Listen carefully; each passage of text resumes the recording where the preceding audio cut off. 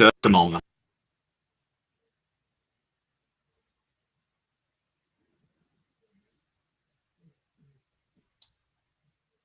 I'm sorry about that. I had a web browser running in the background. So he's a community of Discord admin who enjoys long walks through evolutionary, biology-inspired computer science, archaeological, academic, biblical criticism, and so on. Jack Burton, it's all in the reflexes, is a self-described, middle-aged, college-educated nobody who drives the Pork Chop Express truck in his spare time. He's a deist and is mostly non-committal to philosophical stances.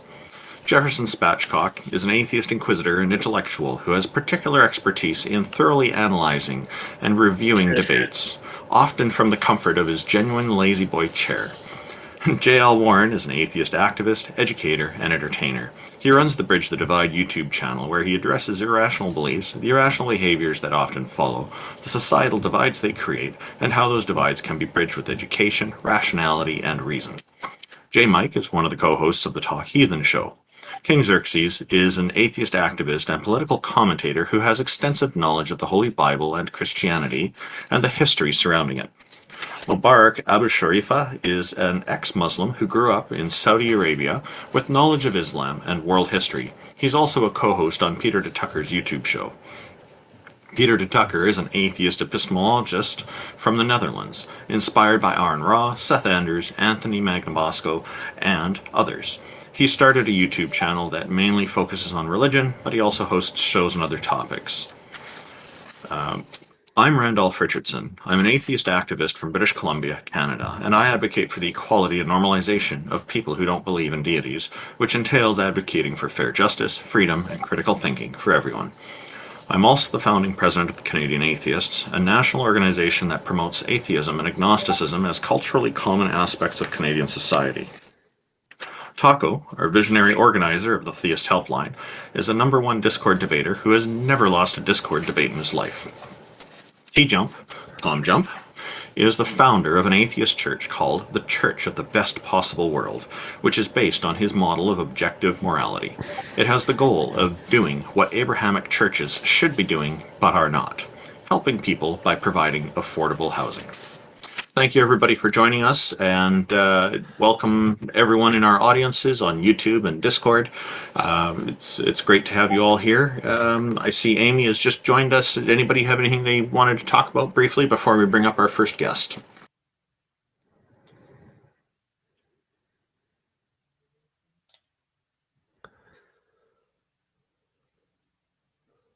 Nope.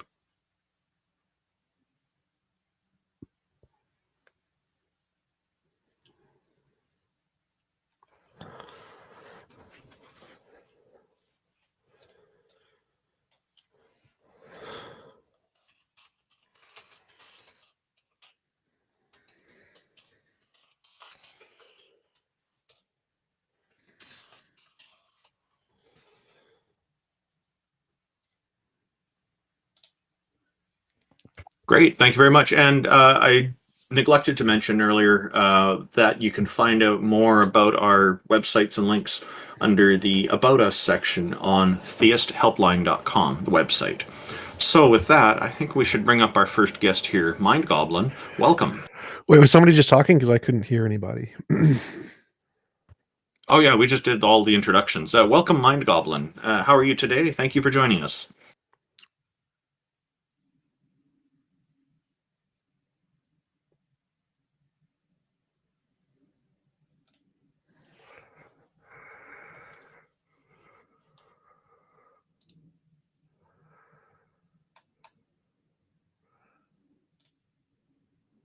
I was really hoping we'd hear more about that. Okay.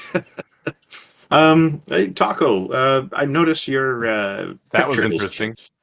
Yeah, I noticed your picture has changed. What happened to you? I forgot to change my name back to Taco before this show, but I have become Jesus. Also, can I just make a point? Maybe it'll trigger some conversation from the crowd, but they love to go after someone who should have spent many, many years in jail for the horrible crimes that he committed, like Jeffrey Epstein. But then the moment that we talk about Andrew Tate was doing sex trafficking and, Had the same type of methodology of working with a woman to recruit another woman. They're like, but no, he's a brother in Islam.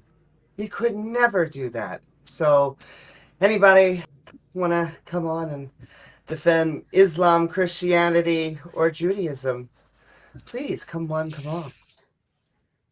So I invited one person up, but he hasn't said anything yet. Heckman, you there, man?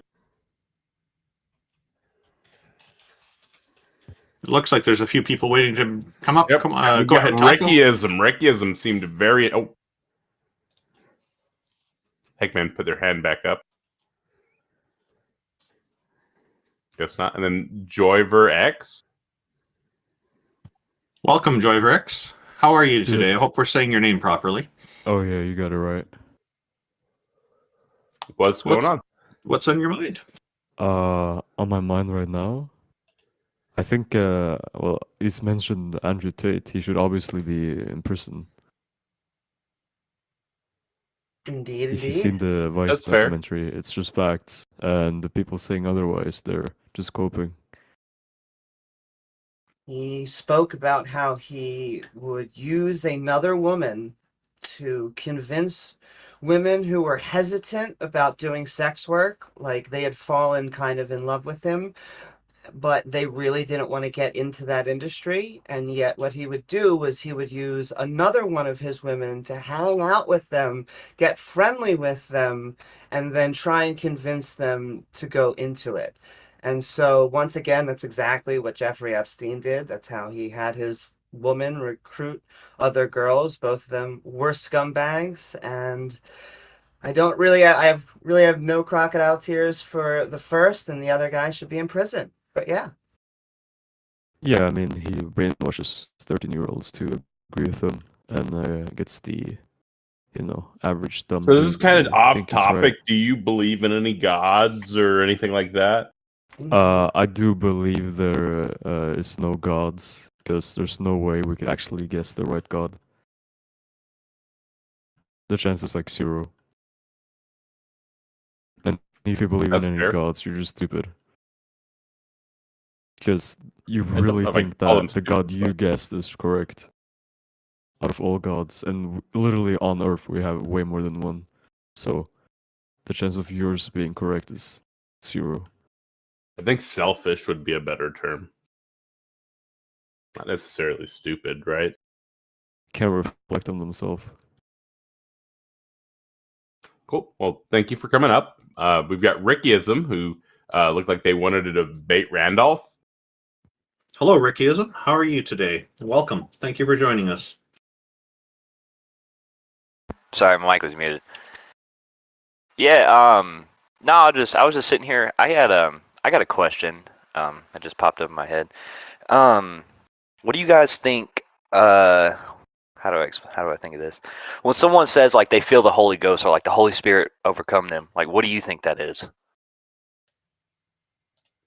Psychology, like we know of certain phenomenon in the brain, certain kinds of illusions, delusions, misconceptions, fallacies, where people sense and experience spirits. It's probably a type 1 and type 2 error, which is a result of evolution. The fact that if in early human development you heard a rustle in the bushes and you thought it was a lion or a spirit or a ghost and you ran away, you were more likely to survive than if you were skeptical minded and said, I thought maybe it's just the wind, and stayed put and got eaten. Therefore, humans have a predisposition for hyperactive agency detection, where they think and feel that someone is watching them, that there are ghosts under the bed, things in the darkness, things that rustle the bushes. That's all it is. That's fair. Well, God loves y'all. What? I was going to ask him what he thinks it means, but that was an excellent answer, TJump. I agree with everything you just said. Cool. We've got Glenda up next. Yeah, how's it going? So I'm Glenda not arguing X from hello. Go ahead. Yeah, sorry, you go ahead. Go ahead.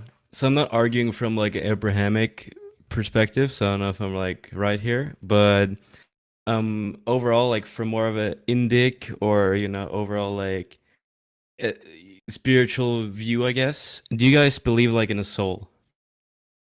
I don't. I'm pretty sure nobody here does. But perhaps some clarity on what you mean by a soul would be important. And does it differentiate from spirits? Obviously, you're not talking about music from the 1970s. No, no, no, not that. No. To be more specific, like your consciousness. Like, what do you guys think consciousness is? I think that, well, the soul question, I think that they just misdefined soul as consciousness as soul, right? I mean, it depends. I mean, you can see as like a soul as a higher control of your material self, And or you could also so, call it consciousness. I think they just misdefined it and added a bunch of stuff to it. You know, you said something interesting. You talked about the soul controlling consciousness. Do you think that consciousness needs to be controlled by something else, like a supernatural aspect of something, or like maybe you can delve into what you were aiming at with that statement? No, because for me personally, it's like it's pretty fascinating to have something such as consciousness, you know? Like I'm myself and my experience, my perspective on life never really like the thing controlling me, or like what I am, like my experience, right? It never really changed even though my body changed. And it might just be an illusion that I am always the same, like or like my consciousness is always the same. It might be an illusion, but it feels like really real to me, you know? So how do you guys tackle like the issue of, I mean, it's like it's I guess it's more of a how do you call it, like mind no wait, yeah, like philosophy of mind, but I think it also comes back to like what a lot of people describe as God, or that well, soul is inherently connected to God. if I could just So- say, Go ahead, Amy. there aren't souls. There were soul stones, but now they're useless like paperweights. We do have consciousness. In fact, consciousness, I would say it's a system of awareness. And we can tell this because you can be fully conscious, half conscious, you'd be kind of out of it, but you can also be not conscious. You can completely lose conscious activity. And we also have a bunch of things going on about us that aren't conscious. For example, our heart rate, which has nothing to do, even though it's still in the brain. And I think consciousness comes from the brain because the only organisms that we seem to observe that are conscious are animals, which brings us back to the topic. I don't think that there is a God because I see no reason why an organism would have a non-physical conscious anything. I don't know what that would even But mean. how So why so do you? so for example, this is like a very like the philosophical like idea of like seeing stuff overall, right? Like Kant, in the sense of like, oh yeah, you see the world and it's like, how do you call it, all of the stuff you see, it's like processed by your brain, so it's inherently biased. But can you see the world as it truly is? So like do you truly know if like how a tree feels like? Because I also cannot prove that, like I also cannot be in your conscious. I don't know how you experience Earth. I don't know how it is to be you. So I cannot prove like your consciousness in a way, and I also cannot prove the tree's consciousness. But we inherently call it like still consciousness in humans. But I don't know if you are real. Like I don't know if you also see the world, or if it's just my perception, or like, you know, you being like an NPC in life, you know?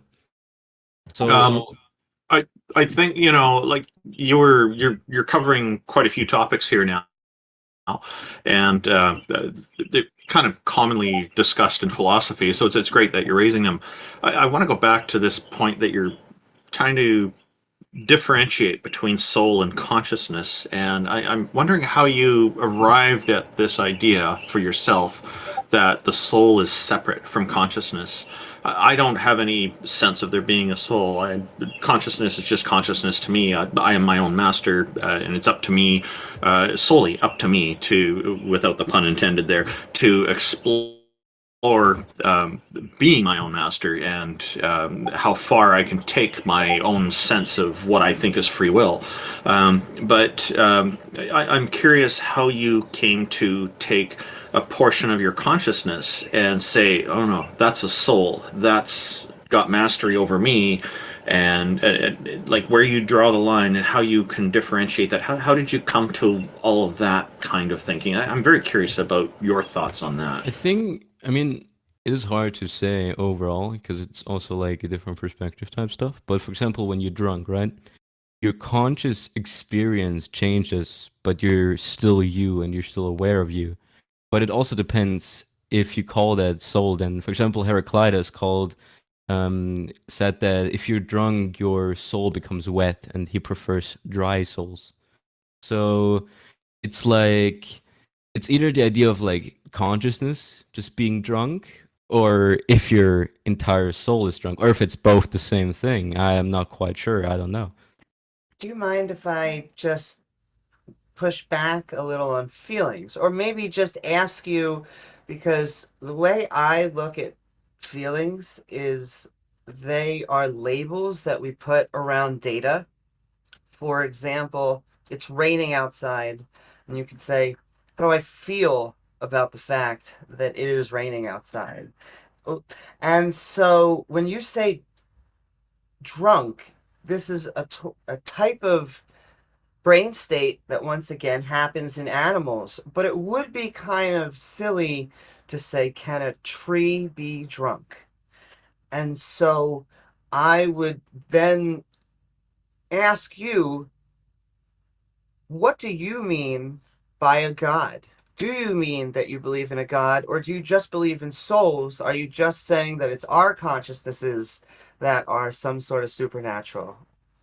I mean, you could say that the soul is something like, I guess I'm more of a like pantheist in a way, or like I approach it as like, like in Hindu thought, it's either like Shiva or Brahman, where the entire universe is just like all energy, all existence is like from, or it is God in a way, and your soul is like undieable, and it's the essence of this universe, or like it's kind of like that's like energy in the universe itself that's like indestructible, unsplittable and such. Consciousness? Um, Oh, let me tell you, it can be wiped out quite easily.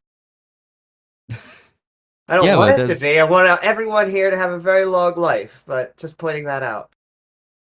yeah, but like how do you know? Like, like how do you know what happens like after death or while you're, unconscious, or, because like if no soul exists, like why aren't we just like material robots that run around? Like why do I feel stuff? Well, So oh no, I go. have a quick question. So if someone you say you reflect your consciousness, that is your soul. Mm-hmm. Okay, so if someone, we know it happened that if someone have a severe trauma to their brain, their consciousness, the way they look at the world, the way they feel, all of it change. Mm-hmm. Yeah, So but there's does still that mean the does that mean they have a different soul in? Because it could change 180%, just goes all the way to the other side. I mean, it's still. I mean, I haven't gotten this brain damage, right? So I cannot like confirm it on myself. But I think there's still like this feeling of living yourself. What you are experiencing right now. You seeing the world and stuff. I think that stays the same. I think it's just your behavior and overall like attributes being different, but you still are like the same person. Like the same soul is controlling you, or like controlling your material body. But it changed the person. Went from someone who's very nice, very friendly, to someone who's very mean. So it's I not mean, just like, yeah, we're talking about the people who could like change they're after the trauma they will change the way they behave, the way they dress, the way even they talk. Yes, but I mean, you were a child, right? And as a Yeah. child, you liked, I don't know, probably liked other stuff than you like nowadays, but it's still the same experience, right? Like you still feel that you are in control of yourself, like the same thing that, you know, you control the body that changed, yeah, but you as a controller, you know, that is the same, you think, right? Well, not necessary because we know that the brain kind of still develop until the age of 25. So by the age of 25, a lot of things have changed in your brain. So you might have liked Yes, but something. So it's still the like same thing. Oh, sorry. Sorry. You go so ahead. I talking. So what is the soul? Is it your conscious? Because the conscious could be changed. Like the way you look at the world could change. Or is it a separate entity from my brain? Soul Because is consciousness like, related to brain activities.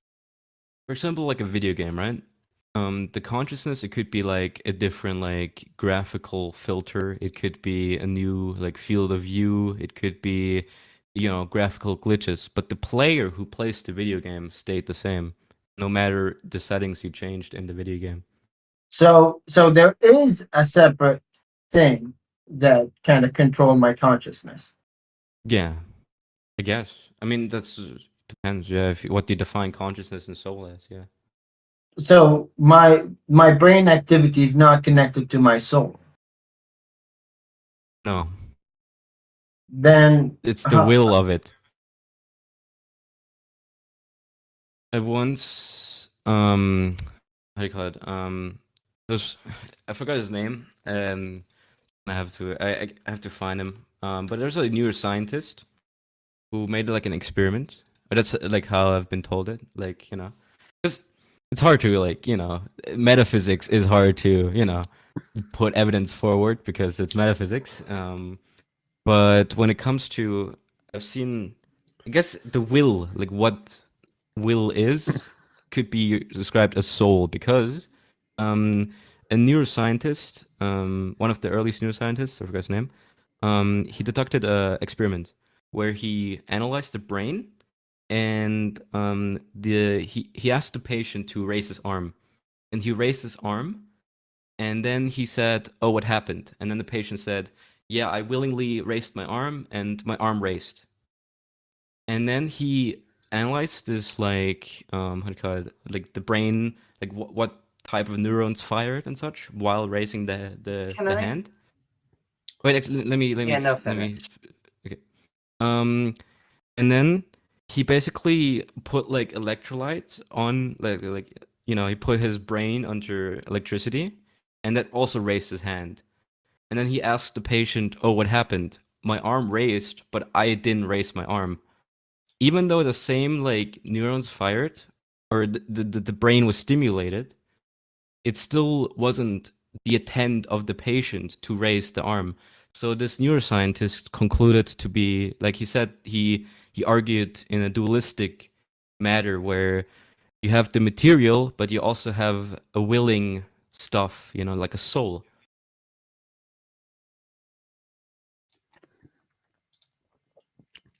So that's actually false. So there's different parts of the brain that activate when you do any given action.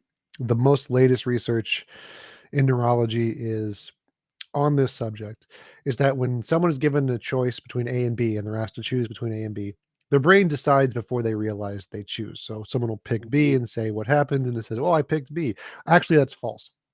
The neurologist can look at your brain and know what you're going to pick before you pick it and before you realize you've picked it. So we know that's false. That's the consensus in every field of brain science, neurology, psychology, cognitive science, philosophy of mind, every single one of them. Consciousness is a physical process in the brain. There's no evidence of anything else. And it's not that it's hard to produce evidence of metaphysics. It's just there isn't any. Metaphysics would be really easy to produce evidence for if it existed. But since none of the models make testable predictions, they're just garbage models. So the problem isn't that it's hard to make evidence of metaphysics. The problem is that the people who want to believe there's more stuff than physics just have none. And so the consensus of every academic field is consciousness is a physical process in the brain, and there's no evidence of anything else at all other than people's imagination. They like to just imagine there's other stuff when there isn't. And that raises another question. I get what you mean. Like it's I haven't looked that deep into like that this neuroscientist. I just knew about that story. But let's say one something. But before, like when you said, oh yeah, do you believe in free will then? If your brain already knows like what it's gonna do, No. There's you no don't such believe thing in as free will? Free will isn't even a coherent concept. Okay, okay. The second thing is.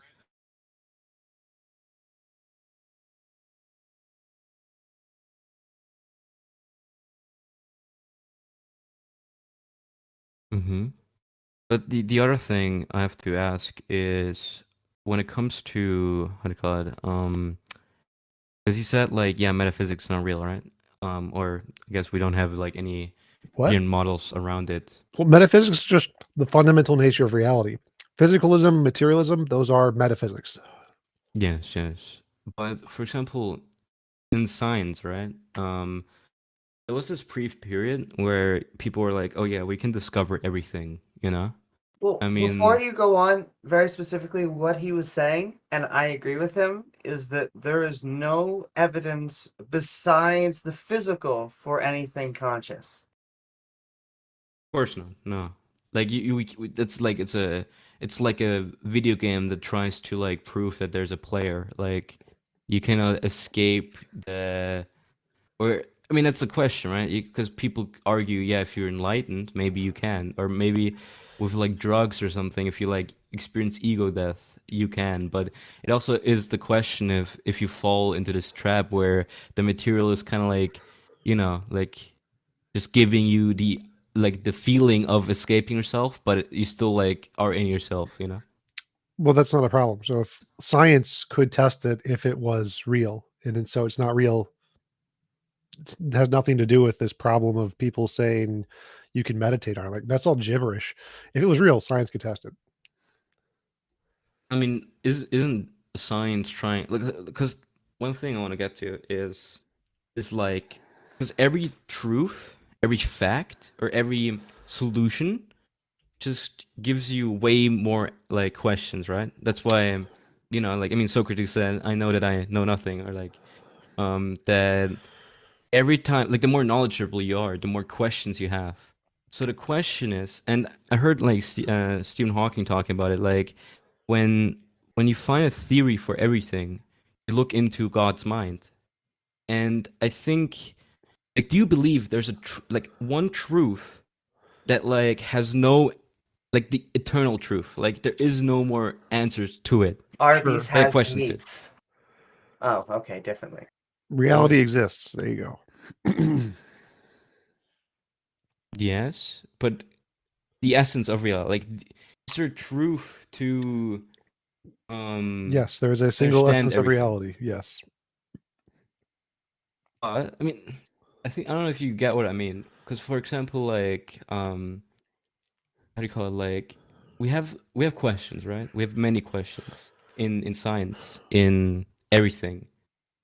For example, like yeah, what? I think you're confusing epistemology and ontology. Questions and how we know stuff is epistemology. The way things are is ontology. There is a fundamental truth to ontology, regardless of whether or not we can know anything about it. Mm-hmm. So yeah.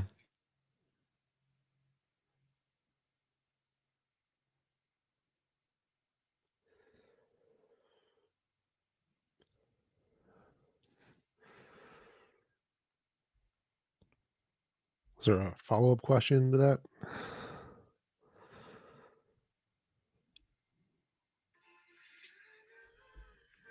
Hmm.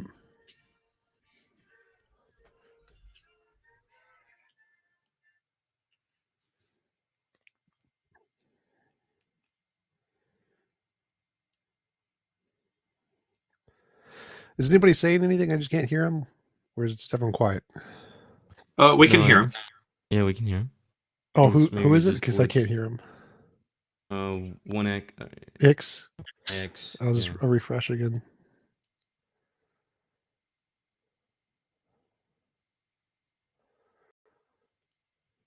Enough about what goes on in brains to be able to address, like the neuroscientist is looking at which neurons are firing, what's going on in the brain when some mental experience happens.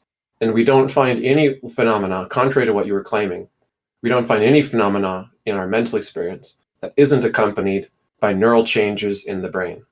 So it's very difficult to support the conclusion, if not impossible, that something's going on in the brain that's not to do with the neurons there.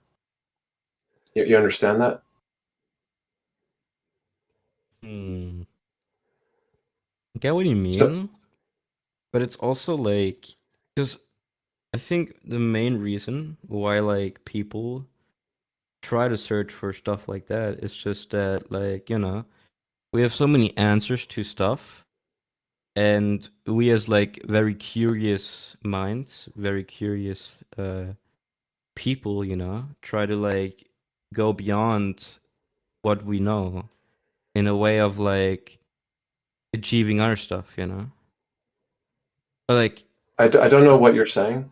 I think what that I'm saying is like the original claim is, you said that we have souls and that the souls are who we are and that the soul is not it accountable depends what for we by the are. brain. I mean, In fact, can I ask two specific questions?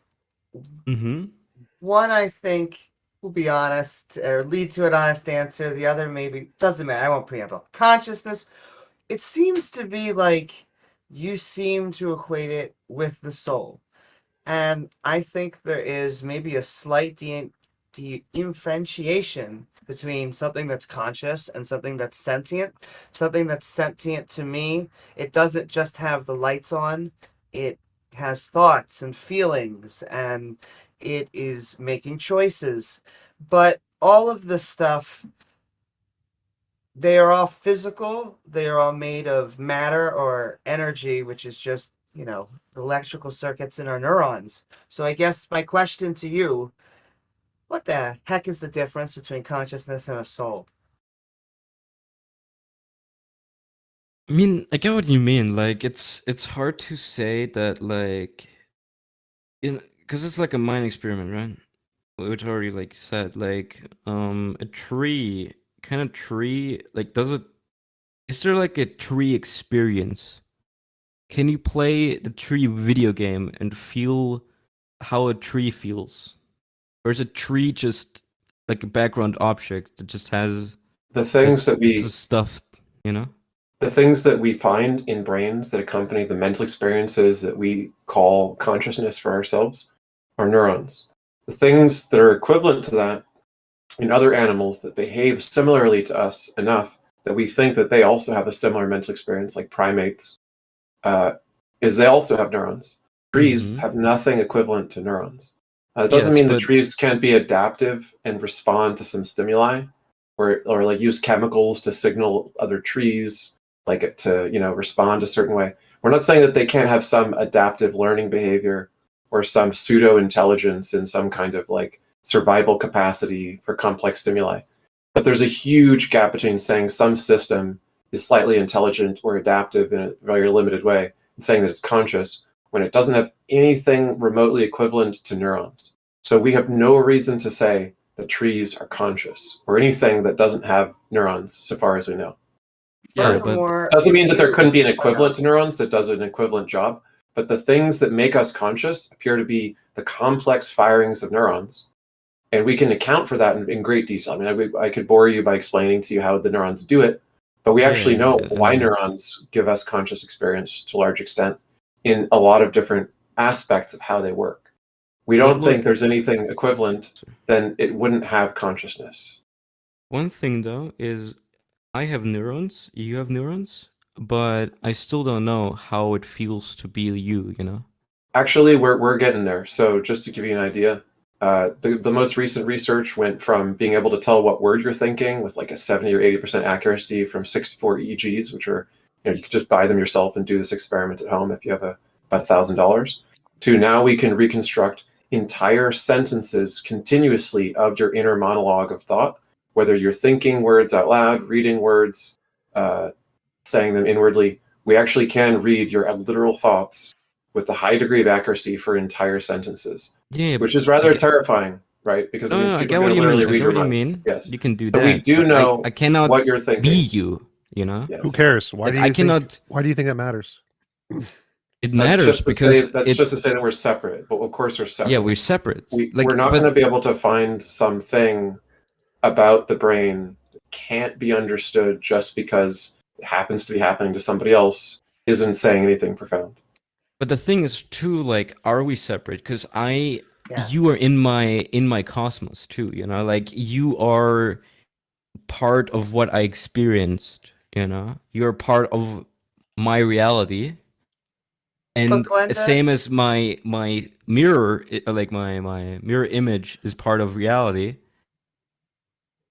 But I still don't know how it feels to be like in your cosmos, you know. So here's But we do another... have reason to think that you have feelings similar to us because you have neurons. We don't even have to like check to ask you, hey, do you feel this? Do you feel that?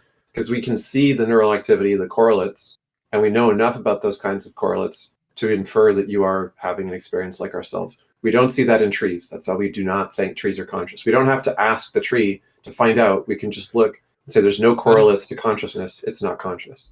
That's what I mean. There's like the difference between consciousness and the soul, where maybe maybe not conscious, but the object still has a soul or an essence to it. But you're just saying, to me, the soul is that we're different. But what sounds to me is that we're different is that we just each have separate consciousnesses.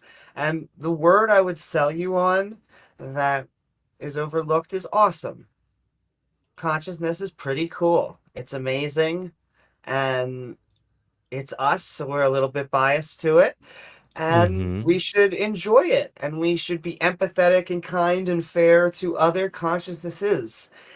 But that doesn't mean it's supernatural or that it is the building block, the essential foundation of the cosmos, because clearly the universe doesn't seem to have that big of a bias towards it, because it took billions of years to even have a conscious creature. It took billions of years to even have life before that. And so we're one branch of it. It's cool. It's amazing. Yes, but Awesome. what would the universe be without like our consciousness? It would not be. It could It's not been reflect doing that itself. but it's been doing that just fine. It doesn't seem to care. Yeah, but if you differentiate between, I mean, that's the thing, right? Was there ever an unconscious universe? Almost certainly before the development of the building blocks of life and before the development of things like neurons that have enough complexity to create enough feedback loops to do things like the way our brain does it. Yeah, Look, there was a time before any consciousness, and that time might resume again if we do things wrong and other species in the universe do things wrong. There might be no more consciousness left. So yes, it's very important that we value consciousness, that we preserve it, but there's no reason to think that something like what did you say your belief was? Me? Just generally like Indic and also like Heraclitus. You said you're something like a pantheist? In a way, yeah. Okay. But I mean, it's very broad, right? What Well, a pantheist is. Sure. There's a difference, I think, between like what Amy's trying to say, which is that we can be admirers of and appreciators of the awesomeness that has emerged. And taking your emphasis on and valuing importance on something that's emerged and just sort of extrapolating from there and saying the whole universe must be for the purpose of or exist because of or the essentially that the universe's purpose is that this thing be the case. Like imagine a person who really values Arby's. And to them, Arby's is the end point of history, right? They write an essay called, The End of History and say Arby's is the final point in the history of the universe and all civilization. Yeah. But by Michel Arby-Yuma, right? And he says, everything exists for the purpose of Arby's. That's the most important value in the universe, right? and everyone is to be judged by their alignment with Arby's or something like that. Well, he's just picked something, which a lot of other people are going to think, what's so special about Arby's, right? Now, we're not going to be able to convince him that Arby's isn't special, but we might be able to convince him that the universe doesn't revolve around Arby's, because it seems like there's nothing about the universe just has to be that way just so that Arby's could exist. It might be the case that Arby's is able to exist because there's a lot of other things that happen to line up a certain way. But the universe isn't here just for consciousness. Consciousness might be the coolest thing that's ever emerged in it. There might be something even cooler that's different than what we call consciousness now, that's down the pipe, right? Something cooler could emerge yet still, but emphasizing whatever you currently value as like the universal thing that the universe is made of, or something like the universe must be conscious before even life evolved or something. There's no reason to think that. It's just hypervaluing something, maybe for very good reason. It's very valuable, but thinking the universe exists for that purpose doesn't make sense. Actually, like, thanks for like first of all, thanks for like just talking, because I actually got like a new thought now. But I want to like challenge this thought now too, because I'm a very ahead. like, Oh, I'm just saying, go ahead. Let's hear your new thought. okay, yeah, Sounds interesting. yeah. Yeah. So you guys know anything about Heraclitus? A little No. bit. Okay, so basically, he's like the kind of the first dude to point out like. There's like one good quote by him where he says the uphill and the downhill is one and the same. Because it's the same path, right? If you go up or if you go down, it's just describing your like first stand, like your how do you call it? Like, it's relative, right? It's relative if you were standing below first or if you're standing above first, but it's the same path. It's just a different description of that path. So it's like this unity of opposites, right?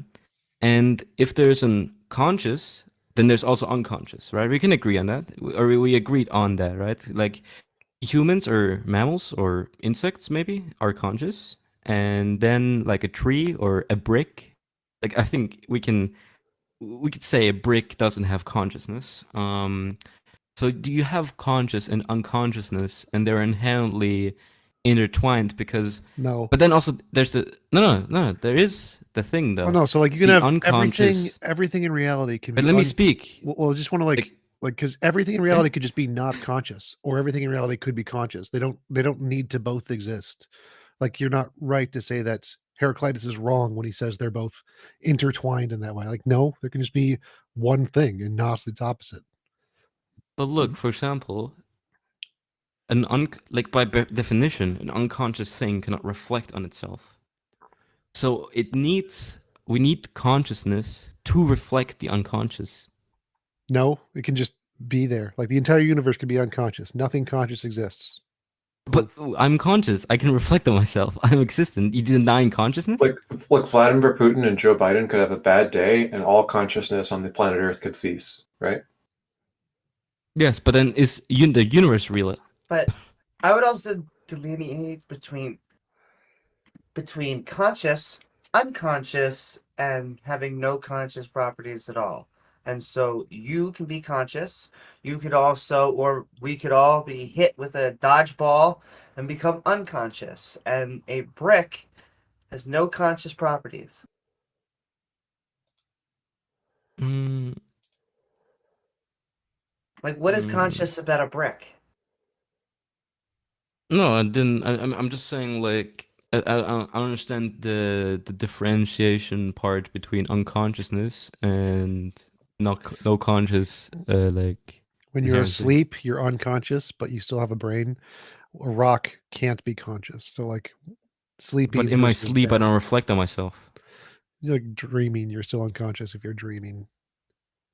Yeah, but the dreaming period is only like. It's not relevant to the argument. The argument is there No, can be non-conscious things easily, and they're not contingent on conscious things. Our ability to reflect doesn't matter.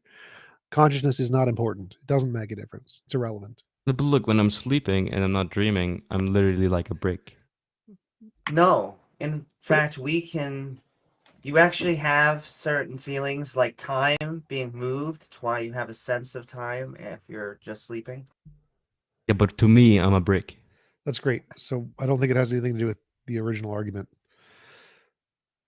It Why does. do you think a brick has the ability to be conscious? Like that's the No, point. I'm not saying that. I'm not saying that. I'm just saying that the inherently the unconscious needs the conscious to tell the unconscious that it's unconscious No, What? because it cannot do it on itself. no. Your consciousness, when it's awake, does things. When it's not awake, it's not telling itself anything. It doesn't become unconscious because the consciousness tells it so. Consciousness just ceases because it's a physical function in the brain. And when the physical function stops, it I'm ceases. not saying to sleep. I'm saying to a brick. Both. Like the brick doesn't reflect on itself. Both. And It a does not sleeping have the person But it consciousness doesn't. process. should. It does not have the consciousness process. It's not telling it anything. No consciousness is telling it anything. It just doesn't have the conscious process. Problem solved. Yeah, but then it needs a conscious thing Nope. to call it a brick, to call it a thing. Nope. Else it wouldn't. It would cease to exist. Nope. If it couldn't reflect on itself. Nope. So things are things regardless of whether or not people call them things. Things existed, like the moon existed before anybody called it the moon. Yeah, but the moon was not aware of itself. The universe was not aware of itself. It was Doesn't not real matter. to itself Doesn't matter. It until still exists. consciousness It's came around. cool that the universe has awareness in it, but it's not required, and it could go away, and we should value. Yeah, but our then ability the to universe observe. would cease to exist No. because it wouldn't No. reflect on itself. There are lots of I- things in the universe It's that Hegel. exist. Hegel's an idiot. There are lots of things in the universe that exist that no one knows about. Like there are rocks on Alpha Centauri that exist that no one knows about, and they exist just fine with no one knowing about them. But do you know they exist? Nope. I mean, that's like the I just I want guess- to point out that everyone asks why is brick, but no one asks how is brick. true. That's a yeah, no, but like yeah, like how does a brick feel like? Can you achieve that like idea? Linda, think I we're- think it seems to me that you're putting a lot of importance on perception of things to justify that they exist. And what TJump was alluding to is that they exist regardless of whether we perceive them. Why do you think that our perception of things is so important to their existence? Well, because then we are aware of their existence. But that's the thing, right? Because we cannot prove or disprove this because we cannot just have a state of non-consciousness and just be like, oh, how does stuff feel like now? Because then if we ask the question, we're conscious again. It's like an inherent like non-provable thing. We already in we either already way. disproved this. What do you think about things existing before you were born?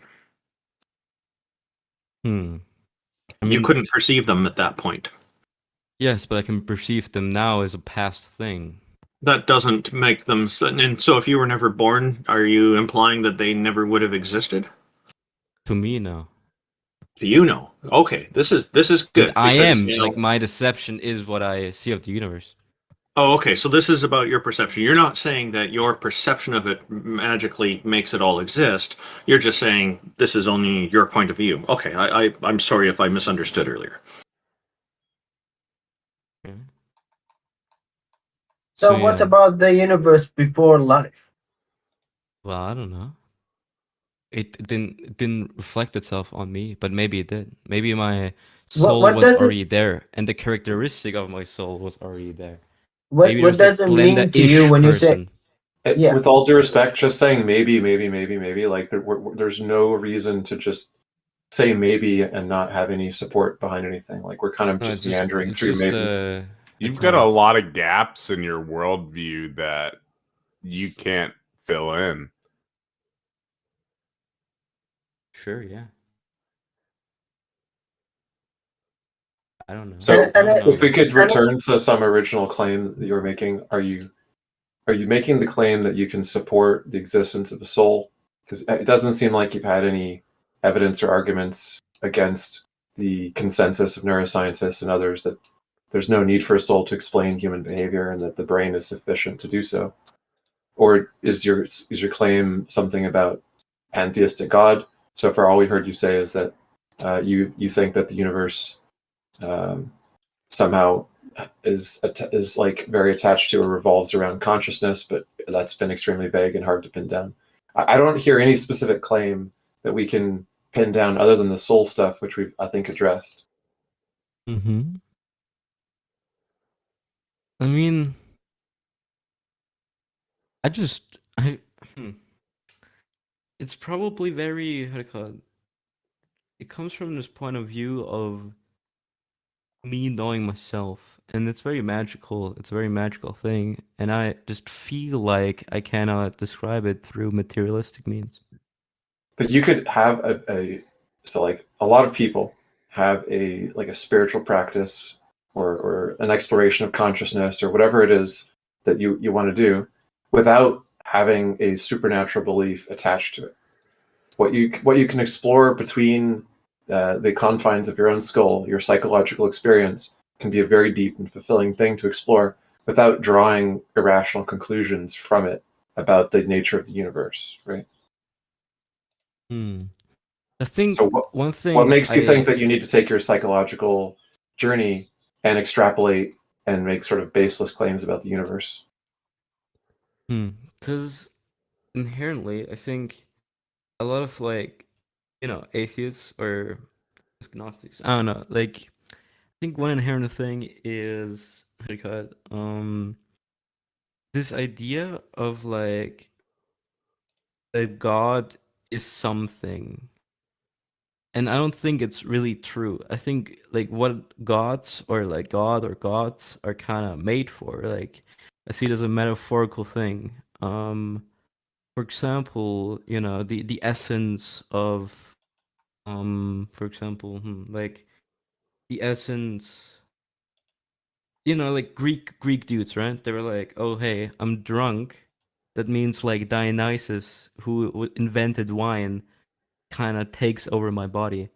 And this entire like metaphorical thing, it describes a thing. For example, in Hinduism, no real Hindus believe that like the gods look like this or like a god looks like this. They don't describe Shiva as having blue, like this and this facial Blue skin, features, and yeah.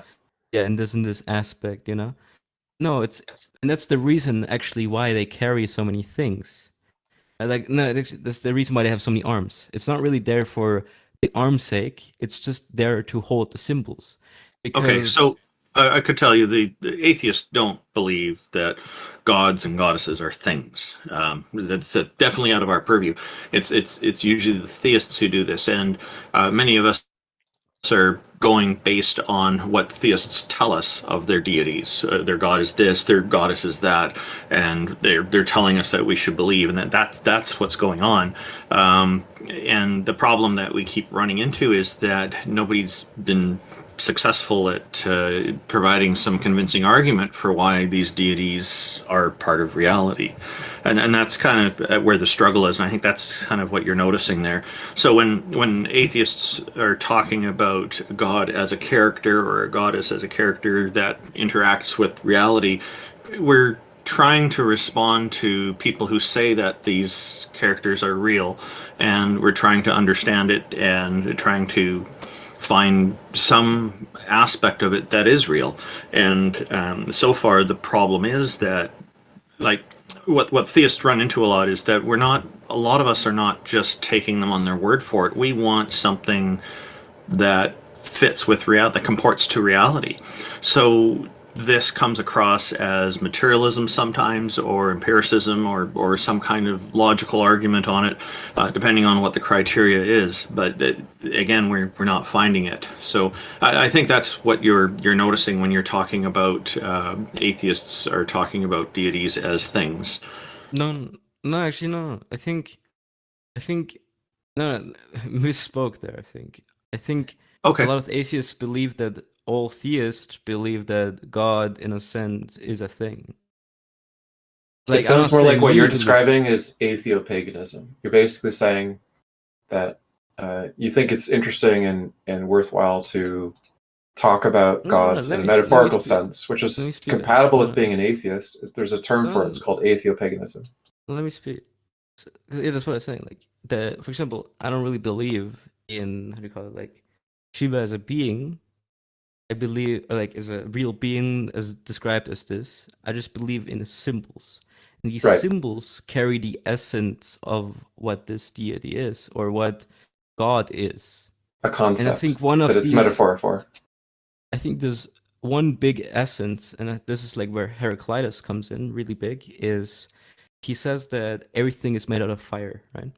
And basically God is fire, because, and it's also like the Hindus also say like the Indic, like I think it's overall like an Indic thing. Change is the essence of the universe. The inherent, and that's what fire means to Heraclitus. Fire is inherently always changing. You cannot have the fire, because if you look at the fire, it already like disappeared, and there's new stuff, like new, Yeah, burning material coming out. So it is a symbol of change. Fire is he's talking always about flow. changing. He's saying everything flows, not everything is fire, right? The words are panta re, right? Everything flows. That's a quote that's attributed to him. So No, the problem is, look, in one fragment, like in a few fragments, he goes into fire, describing that fire is like the inherent. It doesn't matter, flow or change. It's the same thing, right? So everything is change. Everything is fire. Everything is a river. Right. Heraclitus was amongst many pre-Socratics that were hypothesizing about the fundamental nature of reality. There's another guy named Leucippus that everything came from water. And there was a guy named Democritus who said, no, they're all wrong. Everything is made of fundamental and divisible subatomic, or what he used the term for just atoms, particles that have some logic by which they interact with each other and so on, which was sort of predicting the modern atomic theory in a lot of ways. But he's because now we got quantum physics, and it goes. Yes, there's something more fundamental than that. But the point is that all these people had ideas kind of in the right direction, in the sense that they were asking questions, but none of their theories were sort of empirically matched with what we actually found out. But they hinted and sort of helped us figure it out along the way. We should be grateful for their contribution to sort of the history of thought, but you're not going to be able to do any actual science with Heraclitus. You're not going to be able to find out how the world really works with it. It's not made of fire. Right. No, it's just not made of fire. But right? It's yeah, but what is fire? What is the essence of fire? Matter. It's so change. It's gibberish. Made of change. By today's standards, we know so much more about what's going on that saying everything is fire is not meaningful. No, but I think inherently Heraclitus was right. No, he's not. He's wrong. Stuff. He's obviously wrong. So everybody, he's not. He's clearly, provably wrong. He's garbage. Everybody thinks he's garbage in philosophy. Everybody thinks he's garbage in physics. Nobody takes him seriously because it's garbage. The way to differentiate good theories and bad theories. Good theories can make novel, testable predictions about the future and get them right. So predict things we don't know yet and get it right. Heraclitus can't do that. He just uses a bunch of fuzzy words to reinterpret data we have, which is like many theories that do that. They're all garbage. We don't care about any of those. So until you have a model that can accurately predict the future and get things about the future right, then your model is garbage. And that's how we differentiate good, meaningful models from gibberish. TJump, I think you should untangle your soul from Apollo. Gibberish. Or as a certain judge said in the TV show Boston Legal, jibber jabber. Anyway, it doesn't sound like you believe in any supernatural beings, which are actually gods. You just believe in like metaphors or something. I do believe in the symbolism of things, like the essence. Symbolism is not the same thing as ontology. The essence is supernatural what God beings. is. Can we move on now? Right, but you're just talking about a metaphor at this point. Yeah, let's move on. Anyways, yeah, nice talking to you. It's nice talking. And yeah, maybe Nietzsche was right, but also Nietzsche went crazy on Dionysus. So maybe we should strike a balance between Apollo and Dionysus. Testable predictions or go home? Still a good conversation. Thank you. Yeah, thank you for joining us. That was interesting. Anybody have any thoughts on that? It's not even wrong, so that's something. And if anybody else would like to come up, feel free to raise your hand. Hey, just hi, Castle. Hello, Castle Kingside. How are you doing, sir?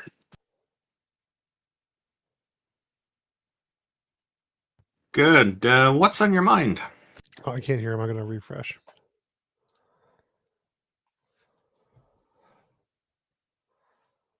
The Theist Helpline, you're trying to help people not believe in God? Yes, sir. Why We're would trying you do to that? we're trying to help people with their understandings of things and the various ideas that they come up with. And sometimes the ideas we're hoping will be convincing, but of course we're willing to work with people to test ideas as well. Did you have an idea in mind? Yeah. Did you know that God is working in this chat right now? Do you have any evidence? Yeah, I have the evidence. Does he have mod powers? Does he have mod powers? Ask it for a friend.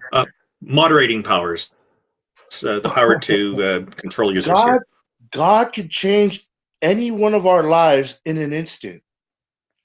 What's the Can evidence? God could or send the will? right person your way to change your life in an instant, Okay, what's the for the evidence? good or for the bad.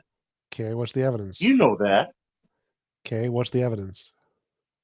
What do you mean? You can walk outside right now and get hit by a drunk driver. Okay, but what is the evidence God can do anything or exists?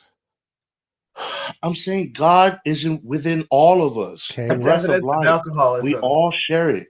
what is your evidence that that statement is true The and fact not that you something can have you a made up? conversation right now is my evidence. That's not You're evidence of able God. to use your brain that God gave you That's not evidence to of God. formulate thoughts so that you can speak words. That's my evidence. That's Why my do you proof. think that indicates a God and not nature? Because you're a bag of flesh and bones, and yet you animate, yet you breathe, you work. Your brain works. Your brain functions. And why do you think that's You're a evidence bag of a of God? meat and bones. Why do You you pay think taxes. why do you think that's evidence of a God and not evidence of nature? Because what else could animate a bag of bones? Nature. Nature. Yes. Castle, That's what Castle, you were call you God? Castle, were you listening earlier when we were talking about how neurons work and how we've studied those? And we know enough to say that we're not just meat and bones, we're meat, bones, and neurons. The neurons are the part that make us conscious. And we study that in what's called neuroscience. You understand that part? What part of the neurons became the conscience? The part that surrounds the outer layer of the brain is called the neocortex. And the neocortex accounts with a whole bunch of columns of neurons of about a few thousand neurons each, and there's many millions of those columns. Each of those cortical columns specializes to handle one of the types of stimuli that we experience. So that's when we have a certain thing that you do or you experience, and certain things light up. Generally, we're talking about those points on the neocortex. So that's the part of the brain that's special about humans and primates that earlier species didn't have. And it's probably what accounts for our unique conscious experience. Just humans and primates have this? Or what No, about probably the other mammals? A lot of What other about the mammals. dolphins You know, and the a whales? lot of mammals too. Yeah, I just said that it's most Well, similar. What in- about the reptiles? Do they have this ability to think too? Probably, yeah, because we observe some of the stuff in birds who are descendants of reptiles, you know, and like a common ancestor in like the Triassic, with the earliest common ancestor between us being called Cylodonts, which is a common ancestor between reptiles and mammals. Cylodons. That almost sounded like the Slee Stacks from Land of the Lost. That's nice. What's your evidence? My evidence is you. When you look in the mirror, who do you see? You see a Myself. creation. No. You were created. How is Obviously. that evidence of God? All of that can be explained by God is nature. the ultimate creator. No, he's not. God created all of this. No, he's not. He created this whole foundation for us to play out here Nope. on Earth. That's your imagination. You imagined God. did those Imagination? things. No, you're a part of my imagination now. I think I'm talking to you. No. Unless you're some kind No, of no, clever no. AI bot I don't know about. You imagine God did these things. Now I want to know why you think your imagination describes reality. So you need now to show me why this thing in your imagination that you call God, which you imagine created the universe, actually did it. What is your evidence he actually did it? And this isn't just a figment of your imagination. Did you know that your thoughts become your words? Your words become your actions. Your actions become your legacy. How is this You're going to be evidence? remembered for all the things that you said and did in this life. Okay, how is this? Someone's going to remember. How is this evidence that the thing in your imagination that you That's call my God, evidence. How? That's my evidence. How? Because God spoke everything into existence. I don't think you're with the understanding. simple word of God. So That the idea, just to clarify, Cassidy said, the idea that God speaks things to existence actually doesn't originate in the Bible. It originates with Ptah, and Ptah was an Egyptian deity that predates the Hebrew Bible. The idea that God speaks things into existence is a literary idea that comes from another piece of literature, namely like the Ptah scriptures. And it's just a literary invention because people, when they wrote stories, felt that writing a story created a universe. So they described God as having like the ultimate version of that ability, like being the ultimate storyteller. However, there's no reason to think that this metaphor for being like an all-powerful storyteller is the way that anything actually works. How does it work then? Randomness, Well, chance, no, luck, coincidence? we think that the quantum mechanics, which we observe, are arising from quantum fields, which are the background that's necessary for quantum mechanics to work. And we think that the beginning of the universe probably emerges from an imbalance in the metastable quantum vacuum. So there's papers on this that can account for the emergence of the early universe from a metastable quantum vacuum. In other words, a universe from nothing spontaneously does actually make sense if the nothing was a quantum stable vacuum. So that's what you call God? A quantum stable vacuum? No, it's what we would call the original conditions necessary for the universe to self-organize and emerge from it. Listen, I'm not trying to be mean here, but who really talks like this on the street daily? Who cares? Scientists. I'm saying, if you want to reach the masses with your message of no God, you have to be able to speak to them in a way that they can understand. Pascal, can you imagine That's going not into our the message. doctor's office and being like, "What are you talking about? Do you believe you talk like this on the streets?" I'm sorry, Yeah, Pascal, but no. I mean, these words, this is the first time I've heard of these quantum vacuum fields and all this, whatever you guys talking about here, man. Yeah, it's You guys, confusing. listen, But you there's- guys have to get your information from the scientists. Yes, exactly. And the scientists have been alive for less than 100 years. The Earth has been here for billions of years. Right, and we study the evidence of the billions of years of history before we You're existed. going off of the words of the scientists of the past. And guess what? Michio Kaku just got proven wrong about the Big Bang Theory. He admitted it himself. If we could go off of the words of future scientists, we most definitely would.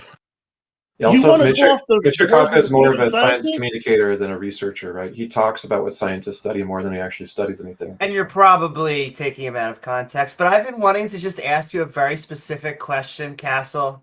You ready for it? Yeah. Have you ever looked at the trees? Have I ever what? Looked at the trees. They're just, I don't know. They're so beautiful, aren't they?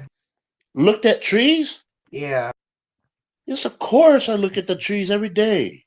So beautiful. I feel like that's what the argument's been for like the past little while now, but it's been fun. I'm enjoying it. Listen, to see the beautiful blue sky and all the white clouds and the golden sun and to say that there's no God, that was the saddest part of me being atheist. I had no one to give thanks to for all this beauty and splendor. That's the saddest part. Why do you feel it's important to give thanks to somebody? Because Why I'm can't you just enjoy it for what it is? What do you mean enjoy it for what it is? If you see someone, they didn't just pop out of nowhere. They came from somewhere. They came from parents. We were just talking about trees and sky and whatnot, Right. and I'm saying, The why can't you trees just also enjoy have that? parents. Why can't you just enjoy that for what it is, trees also have parents. and just live without the stress of having to thank somebody for everything? Well, how is it stressful to give thanks? Because it's an action you have to take. Wait, no. It's something that we give. We have gratitude. We're grateful for. You're not grateful for anything? I'm grateful for certain things in my life, but I'm not grateful for the sky being blue and the universe existing. It just is. What are you grateful for? Nothing. I'm grateful for nothing, and science is grateful for nothing because it doesn't care. It cares about reality, not gratefulness. Gratefulness What? doesn't matter. The reality is we're here. I'm grateful to many of my friends for the things they've done for me, but this doesn't require me to be grateful for the universe existing. Are you grateful to your parents for having you? Nope. No. Well, there you go. We found the problem. How is that evidence? Why is that a problem? The point is that people's attitude about how grateful they are is going to vary, but it's not going to give you some fundamental truth about the universe, whether you should be or shouldn't be grateful, whether the universe is or isn't the way that it is just so that you could be something that you're grateful for. You could be grateful for something that doesn't have to be the fundamental nature of the universe is designed to make that thing happen, or that there's some intelligent creator that you can give thanks to that will verbally recognize what you're saying. You know, that's funny because God sees right to your heart. You don't have to say a word. God already knows your heart. You know what? You haven't presented any evidence for why there is a God. You've just said that we should be grateful. I just told you. The fact that we're having this conversation right here and right now is my evidence. How? The closest thing you came to like making that God created you. I believe the magical You believe potato that. created you, and the magical potato is allowing us to have this conversation. Where's that potato at though? It's in magic. It's in his garden. Magic land. It's the magical potato. Magic. He has a magic It's garden. in a that's different invisible. dimension. It's in the Matrix. You guys believe in the Matrix over God, right? No. Why aren't you grateful to his magic potato? No, why are you grateful to the magical potato? I'm not grateful to a magic potato. That's what the other person said. Yeah, that's right. Because the Don't magical you potato think allows it's the silly? conversation. The magical potato is what allows all of this conversation to happen. The fact that we're having this conversation is evidence of the magical potato. So why aren't you grateful to the magical potato? Because the magical potato allows you to exist. When you look at the mirror and you see just yourself, made that up. Did I? You made that up. But I just provided evidence. I gave you the evidence of our conversation and told you that this is evidence of the magical potato. You pray to the potato. Also, I don't excuse pray to a me, potato. that is insulting. We have had at least 12 to 13 people die for our potato. I don't know about this potato that you speak of. Do you think? Is there a doctrine? Is there some kind of book that I can read about this potato? Yes, Harry Potter. Find out more about its features. Harry Potter. They have Its entire qualities? sections actually of it at Barnes and Noble. Barnes and Noble, huh? Look, man, I've already been to the dark side of the moon with you guys. I was already an atheist. That was years ago. So Castle Kingside, the point is that there's exactly as much evidence for God as there is for the magic potato. Is that right? Yes. Yeah. I don't know. I just heard about this magic potato today. Okay. Well, it's the greatest. So the point is, if you don't believe in the magic potato, and if you don't believe in 99% of all religions, why would you believe that your religion is different? Because just because you don't believe in something doesn't mean it's not true. Yeah, but if there's no evidence to support that it's true, then you're not justified in thinking. I told you, you're my evidence. You're my evidence. So that's evidence Oh, of the God. magical potato. Why do you think you existing is not evidence of the magical potato? Because I don't believe in a magical potato. I don't pray to a potato. Okay, but I pray I to the don't creator, care. the I one don't that care. created everything. I don't pray to I your know you God. don't care. I don't believe in your God. So I does that mean know. that you existing isn't evidence of your God? What did you say that again? So you said you don't believe in the magical potato. Therefore, Right. this conversation is not evidence of the magical potato. Now, I said, I don't believe in your Sky Daddy. Therefore, this conversation is not evidence of your Sky Daddy. Oh. But yet you're going to try to convince me of something else? It's the quantum vacuum and all this other stuff? No, what I'm trying neurons to convince you of is that you said this conversation is evidence of a God. And then I said this Yeah. conversation is evidence of a magical potato. And then you said, no, it's not, Yeah. because I don't believe in a magical potato. And then I said, Oh, okay. So your version of God is the magical potato. No. That's your God. No, pay attention. So, Huh? so the point Let me try again. No. Speak again without the nerdy words. Okay, so you claimed this conversation is evidence of God. And then I Right. claimed this conversation is evidence of a magical potato. And you said, no, it's not, because I don't believe in a magical potato. The fact that you don't believe Oh. means it's not evidence. And so then I said, Okay, so I don't right. believe in God, which means this conversation is not evidence for God, just like it's not evidence of a magical potato. So everything you claimed was evidence for God, I can claim as evidence for a magical potato, which you were right when you said I just made that up. So the fact you that you did. can claim your existence and this conversation is evidence for anything you just make up shows it's not evidence at all for the potato or for God. It's evidence of neither one. Is that right? Yes. Just want to quickly mention, I've put a poll in our YouTube chat. Are you grateful for the universe existing? It's not over yet, in case people want to get their views in there, but so far, 60% say, no, I don't need to be grateful. 10% say, no, I'm very unhappy about this. 0% say, yes, the universe needs me. And 30% is other with optional comments. That means Yeah, the majority of your listeners are atheists. I feel like there's a joke in Douglas Adams no. that says something like the universe is Okay. regarded as a mistake or something like that, or quite a bad Yeah, idea. actually, that quote, just quickly, in response to our guest here, no, it doesn't mean they're atheists. It means that our audience doesn't feel they need to be grateful to the universe. That's all it means. And the quote was actually brought in, that you mentioned, Ix, by Blastermaster80, saying, the story so far, in the beginning, the universe was created. This has made a lot of people very angry and has been widely regarded as a bad move. Yeah, you're right. I think that's Douglas Adams. It's a classic, yeah. Now, like, I'll just say personally, I am grateful for the existence of the universe. However, I don't think that, other than being like psychologically beneficial, that's essential in any way, or tells us about the nature of the universe. And I don't address that gratitude to a supernatural being. Now, I can understand from my past when I was a theist, and I did sort of think in terms of gods and goddesses and so on. I can understand the sort of psychological experience of wanting to address it to somebody, or even that it might feel better or more psychologically satisfying to address it to somebody. We have a very strong cognitive bias towards anthropomorphizing things and imputing agency as the explanation for things. In other words, thinking that if something happens, like a rock falls, someone must have pushed the rock, right? But we find lots and lots of things that don't have any intelligent cause behind them.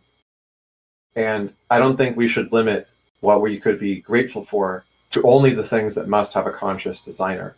Because we can just be glad that we are fortunate without needing to address it to some party and say, thanks for pushing the rock, Sky Daddy, or whatever. You can just say, I am so glad that rock didn't fall and kill me when it could have. It landed right next to me and didn't kill me. That's really fortunate. I'm glad to be alive. I'm grateful. It doesn't require you to address to somebody, and whether you're grateful or not, it's just a psychological fact. And that's being grateful for the situation. Yeah.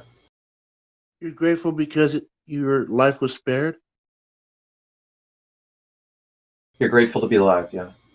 Right. But the idea of being spared, you're already kind of like importing the idea that it was spared by some agent, right? So wasn't it?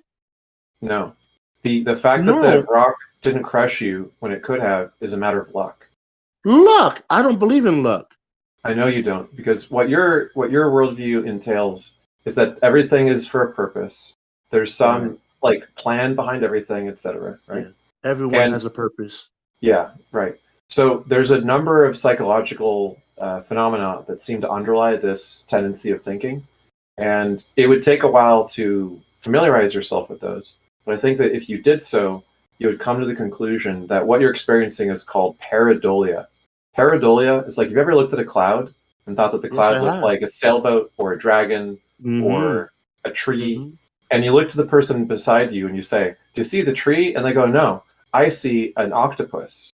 Why do you think it looks like a tree? Now, which of you is right? Is it an octopus or is it a tree? No, that's just evidence that we're unique. Everyone has a unique soul. No, but the point is there's no fact of the matter about what the cloud is. Yeah, it's open to your interpretation individually.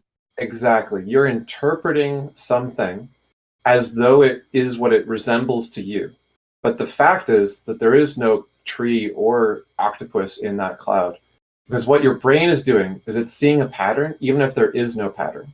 Because our brains are very good at spotting actual patterns. Like, you can spot that a cheetah or some predator that's going to eat you is likely to do so. But you also imagine that things that are not going to eat you are animals that are going to eat you, which is why you might be terrified of everything that, makes a little noise at night. And being paranoid is okay. From an evolutionary standpoint, your ancestors could be hyper paranoid and think that things that weren't there were scary, Because if they ran away, it at least kept them alive some of the time when something actually was dangerous. So that's why we have this very hyperactive ability to see patterns, right?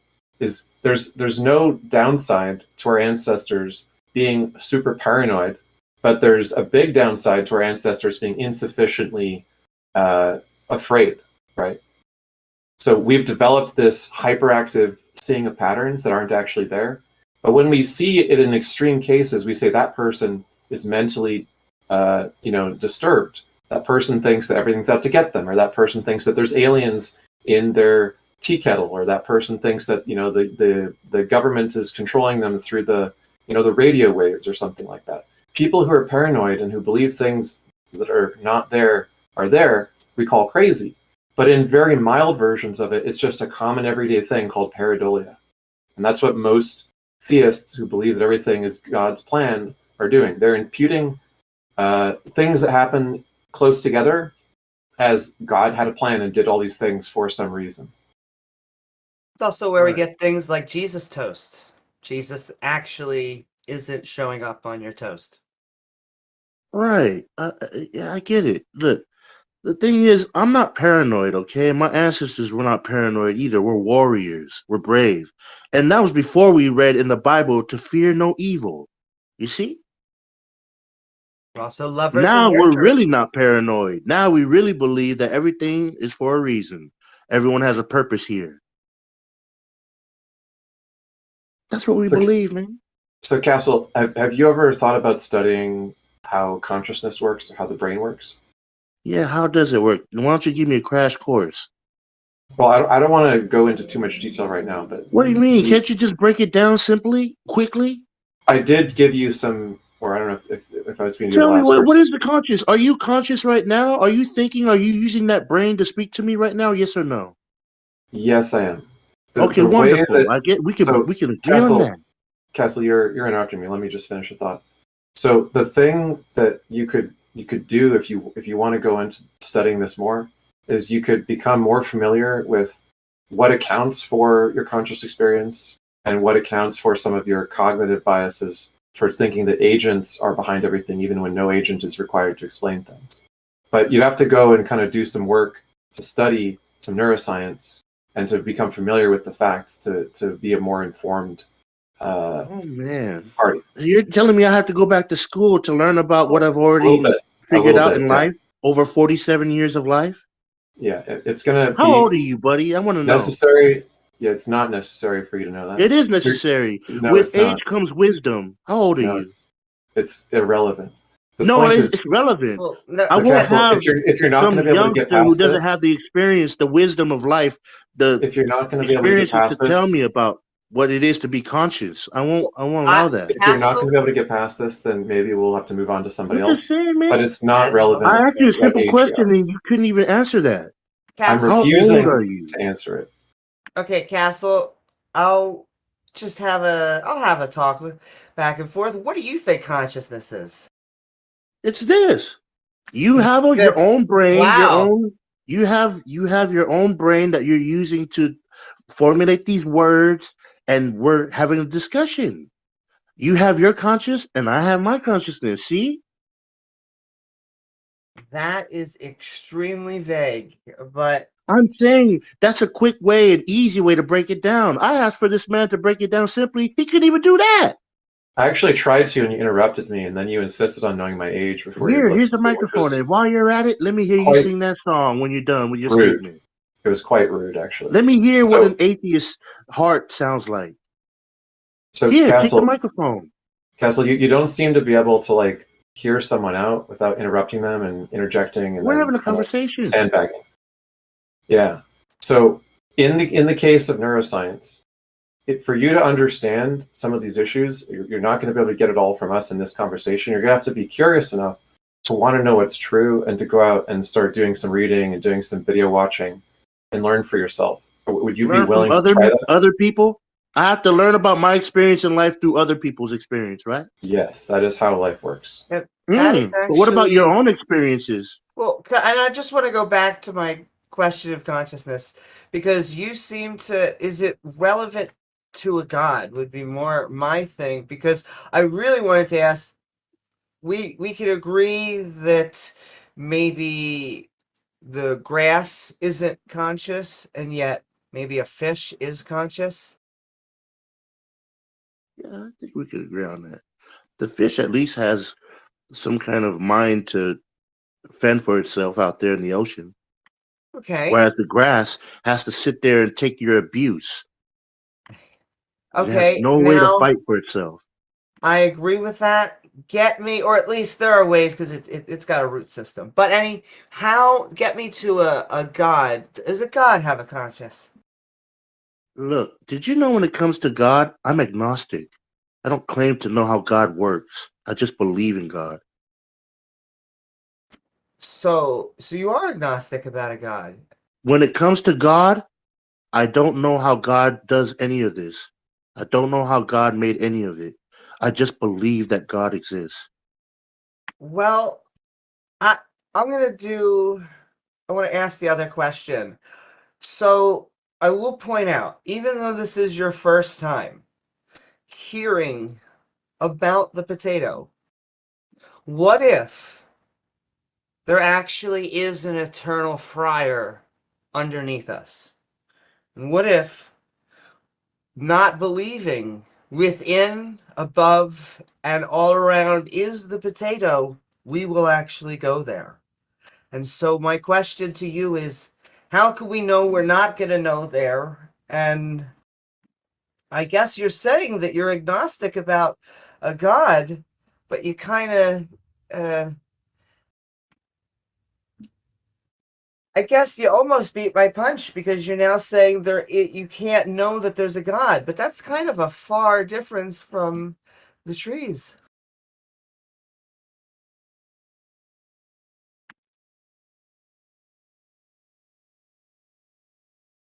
Hello, hello. Oh, I was just wondering if you're done speaking. Oh no, I'm just asking, how do you know we're not going to be sent to the eternal fryer beneath us? And We don't know. You know, what you know is personal. Who you know is social. Did you know that? Yeah, I'm we do know saying you that. can believe what you want to believe. That's on you. That's personal. What you know is personal. Who you know is social. This life is about who you know. Did you know that? It depends on each person's standards. Some people prefer the endeavor of scientific understanding. Other people prefer to be more focused on people. So each person has different needs, personal needs in their lives and personal interests. Every single human being needs another human being. We're social creatures. Not certain people who live in lighthouses all their lives, The but I'd fact that say you it's quite okay, go common, ahead. though. Listen, did you know you got here from a mom and a dad? You needed somebody to get here. I got here that way. I know. I'm pretty sure most of us did. Castle, So- you're Unless saying you know, you're unless saying a lot you're of created platitudes. in a Castle, you're- vacuum, right? You like to use that vacuum? Castle, you're saying a lot of platitudes and asking us, What? did we know this? Did we know that? But at the end of the day, what we're asking you is, what evidence or reason do you have to support the claim that a God exists? You started by saying the fact we were talking was the evidence. Yeah. You've made a number of question-begging statements that God is the evidence that God is. What is the actual foundation? If you just said that you're agnostic, you don't When it have comes to God. Mhm. evidence, but you choose to believe, right? Yeah. Why is that a justified belief? And Castle Kingside, did you know that our whole planet is in a vacuum? Is it? Yes, sir, it is. Can you explain to me how? Outside of the atmosphere, if you Can I get a response? outer space is a vacuum.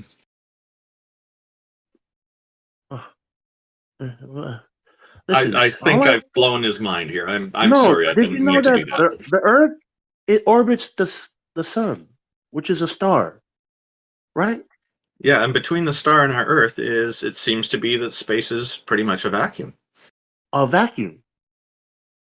Oh yeah, you're not thinking that that's all air all the way up to the sun, are you? Like Hoover or Jet Devil. All the way up to the sun? No, I haven't been into outer space. I can't tell you for sure.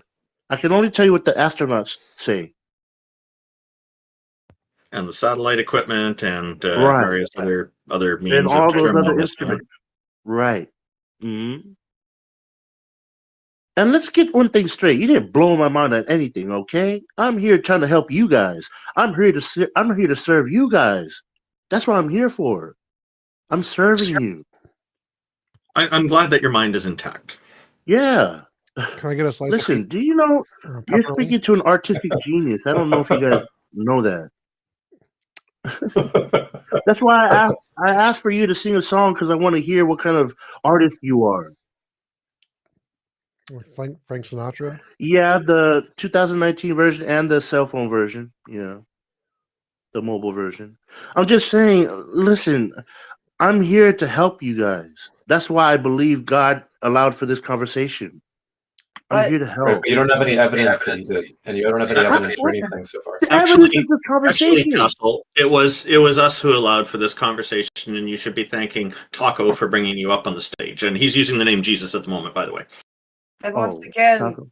there's no reason for this God conscious to exist. We already separated out from grass and a fish. What exactly is this God? The creator. The one that created all of this. All of it. That's what we believe. Yes, but why? What do you mean, why? Because we see it. We can observe with the telescopes. We can observe with the microscope. We We can see God's glory in all of it.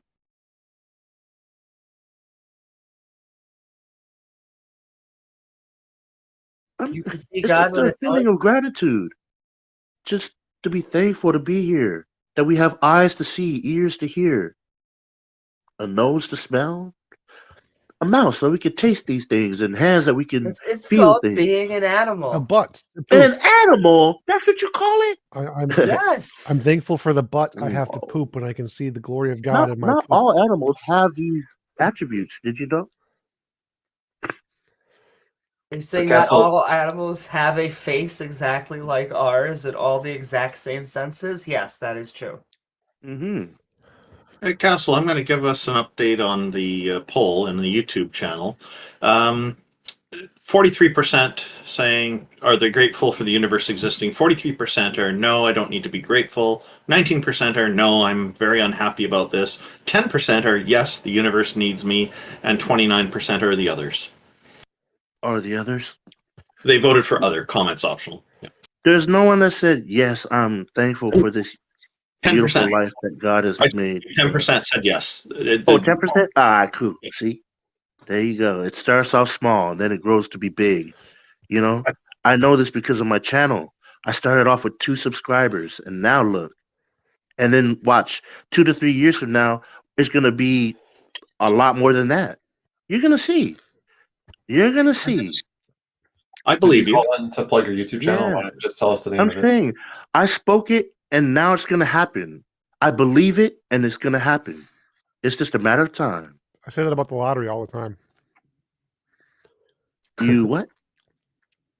You I what? said that about the lottery. So I spoke it. Oh, I'm gonna I win don't the believe in the lottery. lottery. Remember, I don't believe in taking chances like that. I don't No. believe in No, you. it's real. Oh, You could go to a 7-Eleven, trust me. yeah, you can play the lottery, but it doesn't mean you're gonna win. So can we move on True. to someone? I'm saying if you believe in God Almighty, you're gonna win. That's great. You're gonna The win. lottery. Yeah. Can you get him to win the lottery? That'd be great. Oh, you want to get me out of here? I wanted to hear that person sing that song. I'm saying I want to hear the atheist song. I want to hear what's wrapped around the atheist heart. That's what I wanted to hear. Here we come. Do-da, do-da. Uh-huh. Amy Unfortunately, Newman, is that you? It might be. Oh, okay. I'm just saying, man. Okay, Castle, I'll give you one parting thing here. If you want to hear an atheist song, look up Steve Martin on YouTube, an atheist song. He's done a performance with a banjo. It was very nice. No, I'm not interested in. I'm not talking to Steve Martin. I'm talking to you. Well, you asked for an atheist song, and I just told you where you could find I it. know. I wanted to hear your song. I wanted to hear the song that's wrapped around your heart. well, this is not a musical show, unfortunately, so that doesn't fit our format. Thank you for Listen, calling did in. you know this is a Theist Helpline, right? Yeah. I took Did you know music comes from God? no. You didn't know that? Is No, Ed is God Sheeran Britney won a Spears? court Because case. Britney Spears made a lot of music. Can we move on now? Because this has been a waste of time for a while. No. Listen, anybody who knows me knows I can sing, all right? That's not any news.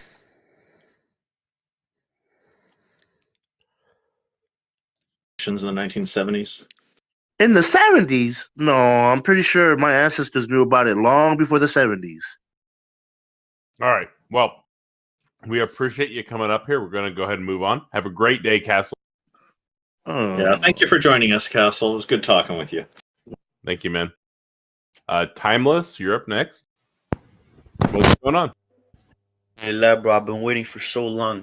I have a chemistry assignment to do. You guys took so long, bro. All right, listen. So, I have a few things to discuss with you guys, yeah? All right. So, first of all, how do you explain things that science can't explain today? Such as? For examples like dreams. We have a pretty good understanding of how dreams work. No. Not like dreams like currently of our imagination, but like dreams of like the future that happens. You're talking about prophecy, like Nostradamus. You think Nostradamus predicted the future with like magic dreams or something? Well, no, there Not actually necessarily, are just examples of having dreams and visions that do happen in the future. I've had these. These are actually really common. It's a phenomenon of certain patterns that we see that are reconstructed in the brain based off probability, and then sometimes they do happen, but they actually happen all the time. Most of them are failures. You just happen to remember the ones that get it correct.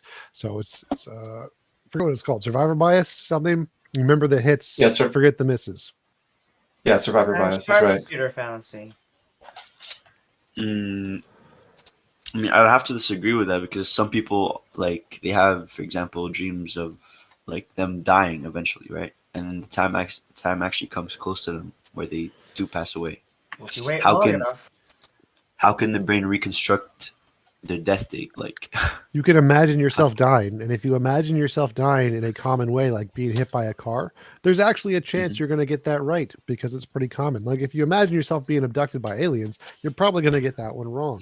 People imagine things happening all the time in dreams. Some of them get those things right because they're based off of reality, and in reality, the same patterns happen a lot, like getting hit by a car, falling to your death, dying of a heart attack. These are common. People dream of them, and it happens sometimes.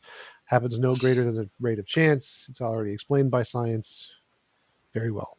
You're still like not answering the question directly. I mean, I'm telling you at times where people have specific dreams of ways they've died, and then they've died in that within the same week. Yeah. So if it doesn't necessarily have to be a car. So if 1 billion people all have dreams, some of them, some of those dreams are going to come true because there's a whole lot of them. Most of them, like 99.999%, are going to happen, are not going to happen. They're going to be wrong.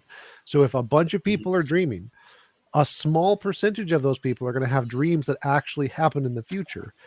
But to know if it's actually real, you would need to know if it happens at a higher rate than chance. If it happens at the same rate than chance, it's no different than having an imagination, just imagining something randomly and having it happen by chance.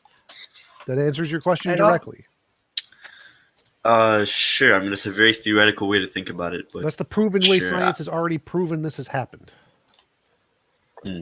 I would also like to see the specifics of those actual events, because if a guy is saying that I have taken a dream, I've had a dream about trains killing me, and he says it and he goes and a train kills him, I mean, that's not a supernatural event. It could have been more a psychosis. It could have been he made something like that happen.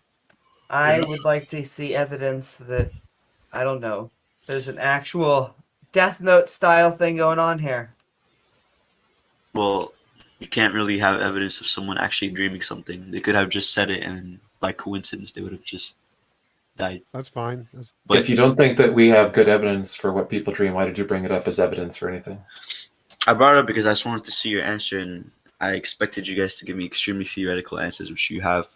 You can't really. Science doesn't fully explain it, but I just wanted to put it out there. No, but it does. It was explained, and it is an adequate right, explanation. you're The fact that hold on a you're second. The fact that you don't like accept the adequacy of the answer may not be because the answer is inadequate. It may be because you haven't fully grasped that the adequacy of the answer is the case. Maybe you just don't quite understand what is being said. No, it could just be you guys living in denial, but that's fine.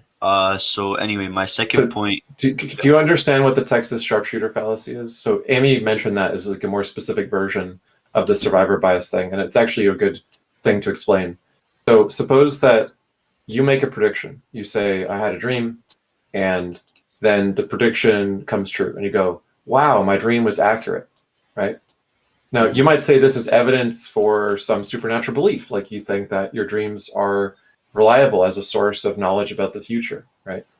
But this is kind of like a person who shoots at the side of a building, and then they go and they find the bolt hole where they hit the building, and they examine it, and they draw a circle around that hole, and they say, look, I hit my target.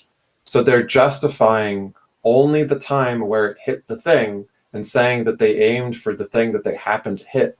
But they're not accounting for the fact that they didn't actually predict exactly the time and the place, et cetera, of that thing. They're just picking the point where it finally did hit and then saying that was their prediction. The accuracy is basically invented in their head based on whatever happened to have happened. Okay. That's still not an accurate answer, but sure. We can go with that if you're happy with it. I really want to move on with the second point, though. So, Richardson said that he took the time to you, and you're gonna respond condescending like that. Let's move on. I was curious to hear what he was going to ask me about. That's not okay. Like, I don't even know what he was going to address. Do you? He's just being all condescending. That's not all right. Oh, okay. He was just about to say Richardson said, and that's no, obviously he was me. being But a dick to X. That's fine. Oh, okay. Okay, yeah, we'll move on then. Yeah. What's going on, Skorak? Hello, Skorak.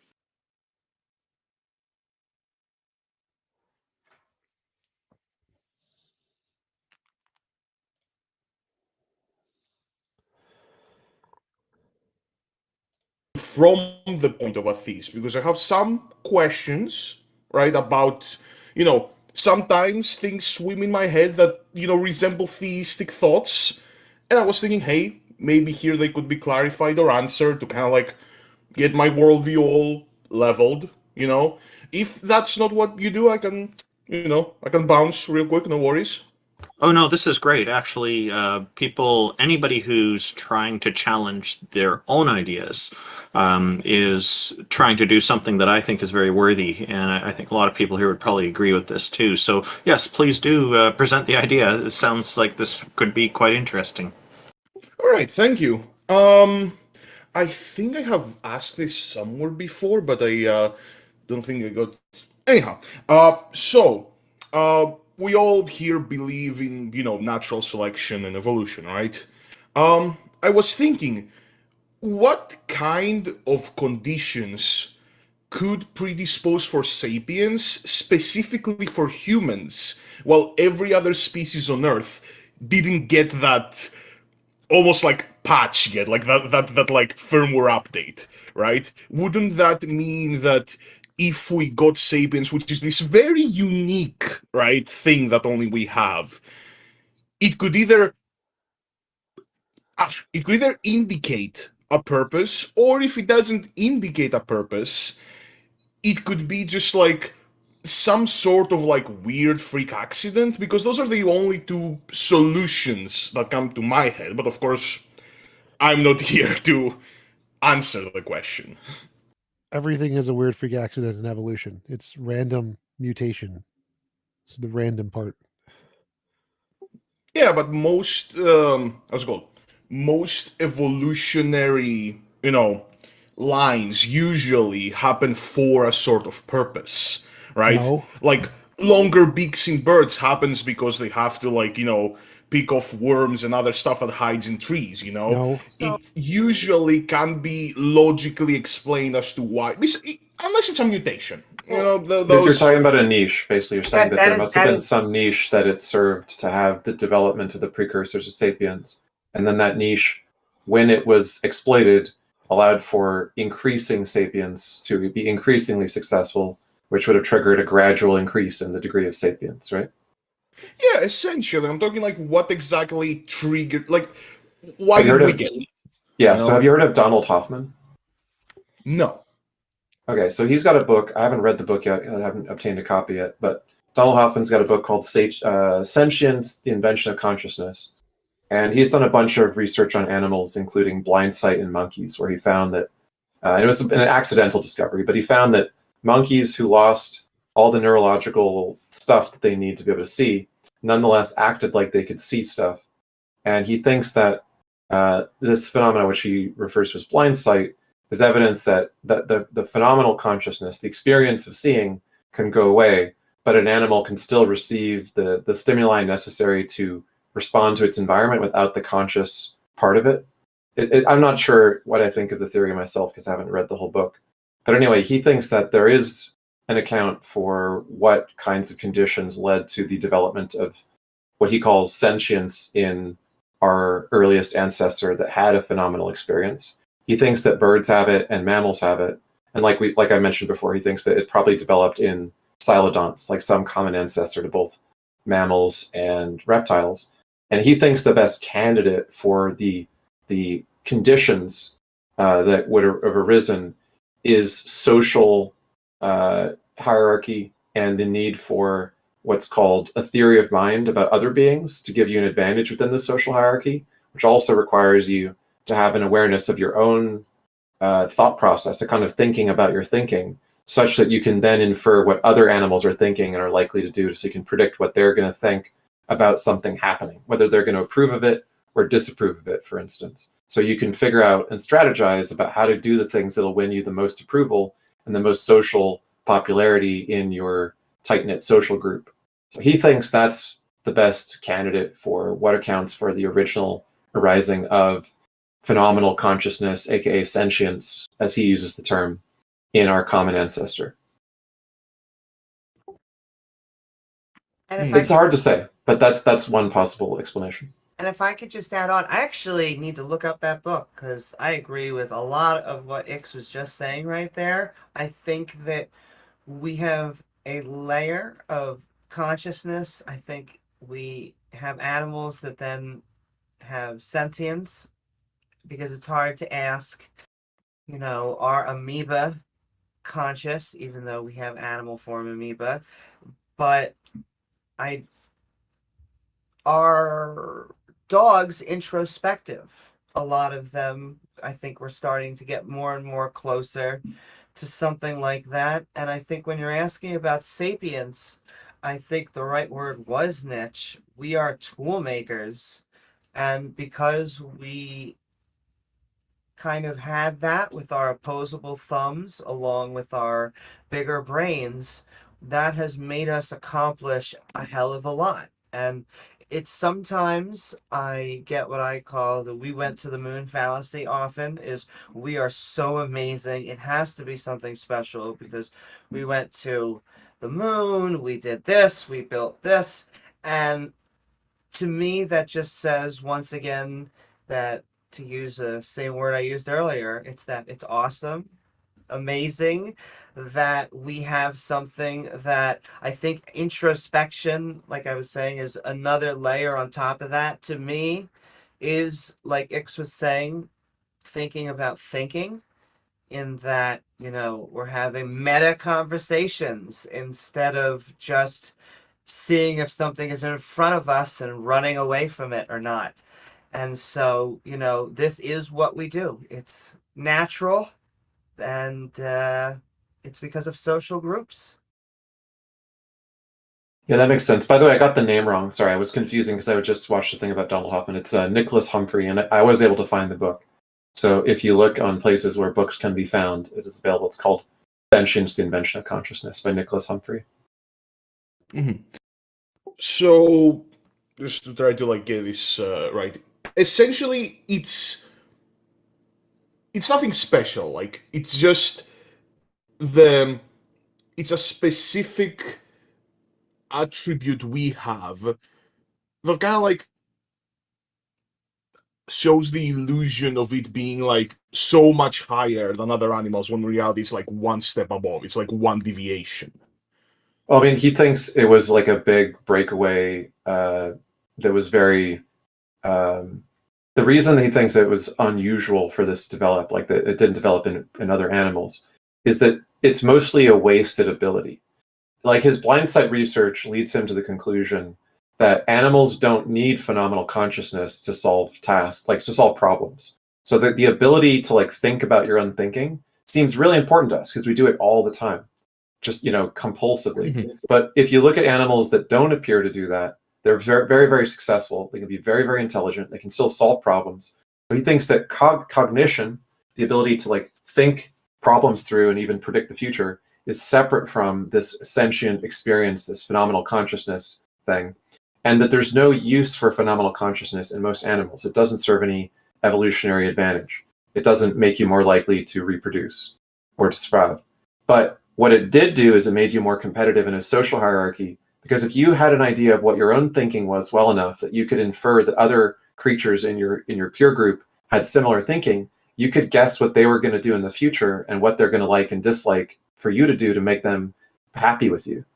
And it makes sense, right? That there's only going to be a select group of animals where that's important enough to matter. Because a lot of herd animals have a social group where all they need to do is basically have sex, eat grass, and not let 100% of them die, and they will have some children who succeed and continue. Most creatures can get by with just doing that much. They don't need this social competition, but some of our earliest ancestors did, and those are the reasons probably that sentience emerged. Yeah, fair enough. That seems satisfactory enough to me. It's still an unsolved question. Like anything with evolutionary psychology, where we're trying to infer things about, how our mind and mental experience can be explained in terms of ancient conditions that could have given rise to it. We have to admit the limits of our methods, kind of like reverse engineering. We're looking at what we have now. We're just kind of trying to reverse backwards and guess what could have allowed for it to happen. Yeah, I'm looking at this as a theory, right? And it's like, it makes sense to me. I'm not saying it's necessarily true. I'm just saying that, all right, if it could be that, Yeah. But yeah, no, that was about it, honestly. That was the question. Cool. Is there anything else that you've been pondering? Well, it's probably a little bit more of like the broader issue of like, even the fact of evolution itself is a bit like, okay, so why does life want to self-perpetuate? Because as far as we can see, at the end of that road is a burning planet, and way far down the line, it's a burning universe, right? Like everything, as far as all of the theories we have, ends that, okay, well, at some point, whatever the fuck this is gonna run out of gas. Why do species only exist to perpetuate themselves if that perpetuation doesn't exactly lead to anything? It's just perpetuation for the sake of perpetuation. Genes and natural selection.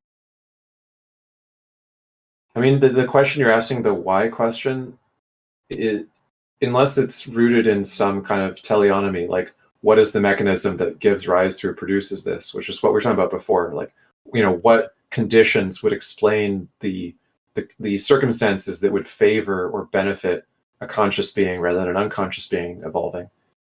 If we're just asking, why does the universe exist, or what is the meaning of life, or something like that, we're generally getting away from the kinds of questions which have truth value. In other words, questions that can be answered.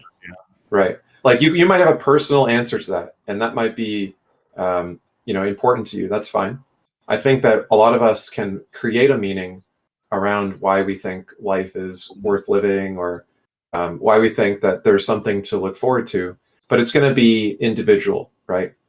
Like that's a matter of choosing to find a meaningful goal or something that you value, and it's not going to be universal, but it's I'm not saying the question is irrelevant in the sense that it's not good to have your own answer to that question, but I don't think that there's any universal true answer to that question. Wait, were you asking from like an evolutionary perspective? Because there is an answer from the evolutionary perspective. Things that don't have an inherent desire to reproduce and continue to grow die off more often. Therefore, we as surviving species have an inbuilt desire to reproduce and continue living because it was evolutionarily advantageous. Well, yeah, but my question was like on the more broad sense of like, you know, if we are to get way back, right? Like, how did the first protozoans be like, yes, we want to survive? You know, how did that, like, you know, desire happen? And at the end of the day, since we all know that, like, eventually the universe is gonna run out of juice, it's at the end of the day a very pointless desire. So why does all life want to do that? We have to separate out our own wants and desires. I think at this point in the evolutionary chain, we actually have to put in a lot of effort and going through pain not to want to live. However, you're talking about self-replicating molecules 4.5 billion years ago when the early Earth was still, you know, a very different environment. And those are two separate things. And one has nothing to do with a mind, and the other has everything to do with one. There is a way of sort of generalizing about what kind of things physics is doing that give rise to self-organizing systems like protocells, which would then give rise to replicators, which then give rise to life in us.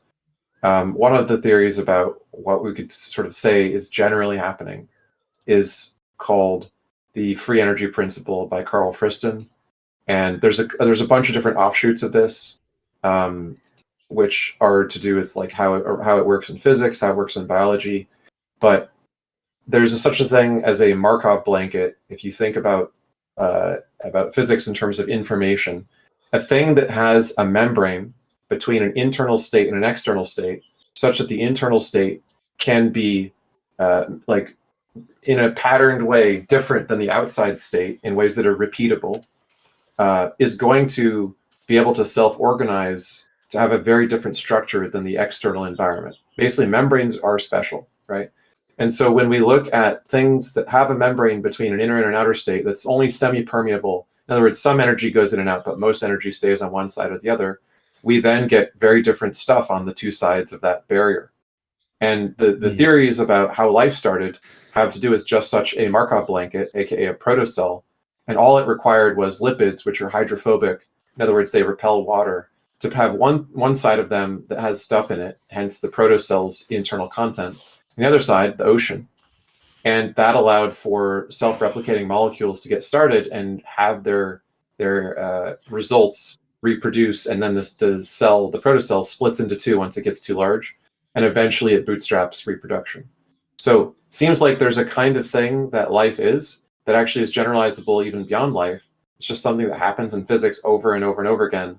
Things that can have a barrier between them and the outside world self-organize into a structure that's complex. And they do so because of trying to reduce, or they appear as though they're trying to reduce the amount of free energy in the system. Oh, okay, fair enough. That makes sense, though. That last one kind of like, you know, it's like, pretty out there, but why it happened, right? It's a how it happened thing. So the basic problem with asking why questions when you're not talking about conscious agents is that there is no answer to the why when a conscious agent's not involved. Why is something that conscious agents make up and infer and impute about stuff. But it's not the how, it's the why that we invent. The how can be explained. The why is just something that we determine for ourselves. Fair. All right. The thing more for, you know, me and my questions is that I am not necessarily a very, like, I believe in the scientific method. I'm just not very good at it, right? My own, you know, my atheism more like stems from philosophical questions, right? So I am less of a, okay, God doesn't exist because this, and this on the observable thing. I'm like more like God shouldn't exist, right? Or if he does exist, that's not good what he did, so I don't want him to exist, right? So more of my questions are about the, that. More of my Like questions the are problem about of evil and so on. Yeah. Yeah. So I guess, yeah, true. If we go that far back, answering the why is a little, we get into theoretics. Yeah, I mean, why is a thing that we make up, basically. And we're prone to making up whys even when they're not there, because we're unsatisfied with the how, so we assume there's a why. Fair. Okay. Yeah, I wouldn't say I'm totally right. Everything has been answered, right? But I suppose that is part of having questions. Some of them just kind of sit there. It's a little difficult to Yeah, I get what you're saying, and I do think it's fine to want to test the questions or doubts that one has that come up, the questions that are not easily answered, right? That's a perfectly good reason to want to call in and discuss something. So, and the most important thing is that when we don't know something, we just say, I don't know. We don't fill it in with an answer.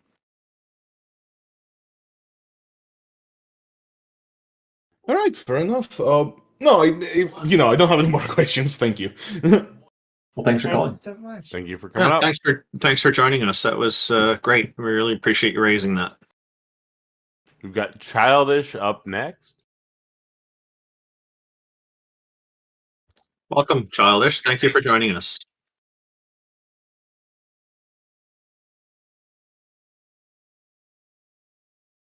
That's okay. It's a great time. And subscribe.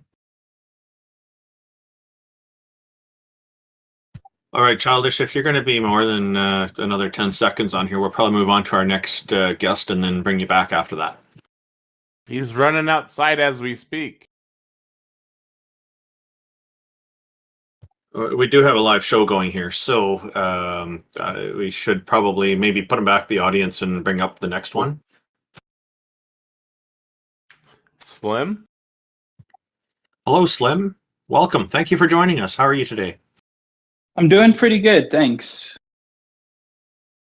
So I just want to talk briefly about the history of Jesus Christ. Yeah, I know some people are already interested in this. There's a lot to kind of go into, and a lot of words and meaningless gibberish and letters and numbers, especially the numbers. I mean, like the 77, more than that, all the numerological stuff. Or 666, 999, 777, the lucky number. Yeah, all that stuff. Yeah. And it even goes beyond numbers too, which is the craziest thing about, Charles Darwin's evolution theory. It's about colors. There's yellow, there's green, there's blue, black, white. What?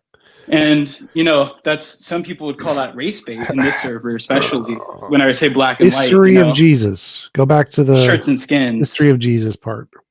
Right. Okay. So Jesus was a child who was born in a mandible. Oh, wait. What? A mandible? He was born... What? Yeah, Jesus was born in a manger. Sorry. Okay. That's a little better. Mandible would make it a lot more interesting, though. You know what a donkey is? Yes, I know what an ass is. You know what an ass is? Yeah. So basically there's a man and a woman. No, it's not. There's a man and a woman. John was the man. The woman name was Mary.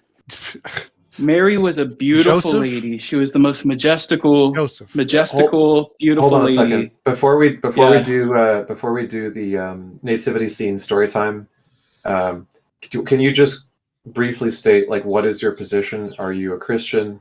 What kind of Christian do you refer to yourself as? I'm a theist. Okay. So I'm specifically a theist because otherwise life will literally go extinct within matters of trillions of years. So only trillion? Okay, so Yeah. so what you're saying is that you're a theist because you think that without theism, then the future would have extinction in it? Everything will be gone in seconds. The magical potato will It's never. You said not. trillions. It's not a You said matter. trillions. You said trillions of years, and then you said seconds. Wouldn't that be many, many, many trillions of seconds? Correct. Yeah, it would. Okay. Okay. So are you a theist just for that reason? Because you think that it gives more hope to some eternal future rather than some possible end? You're on your computer right now, right? Or on your phone, maybe. No. Maybe you're browsing the I'm internet, using my watching YouTube. psychic mind powers to speak. That's not an answer to Maybe my question. you're. Like, you're changing the subject. Listen. My question is just, do you believe because of the reason you just stated, is that your primary reason? My primary reason is not because of evil or good. It's because there are things that exist, and these things inherently wreak seeds that plant new life. Does that make sense to you? That's just biology, right? Life produces life. What's the point?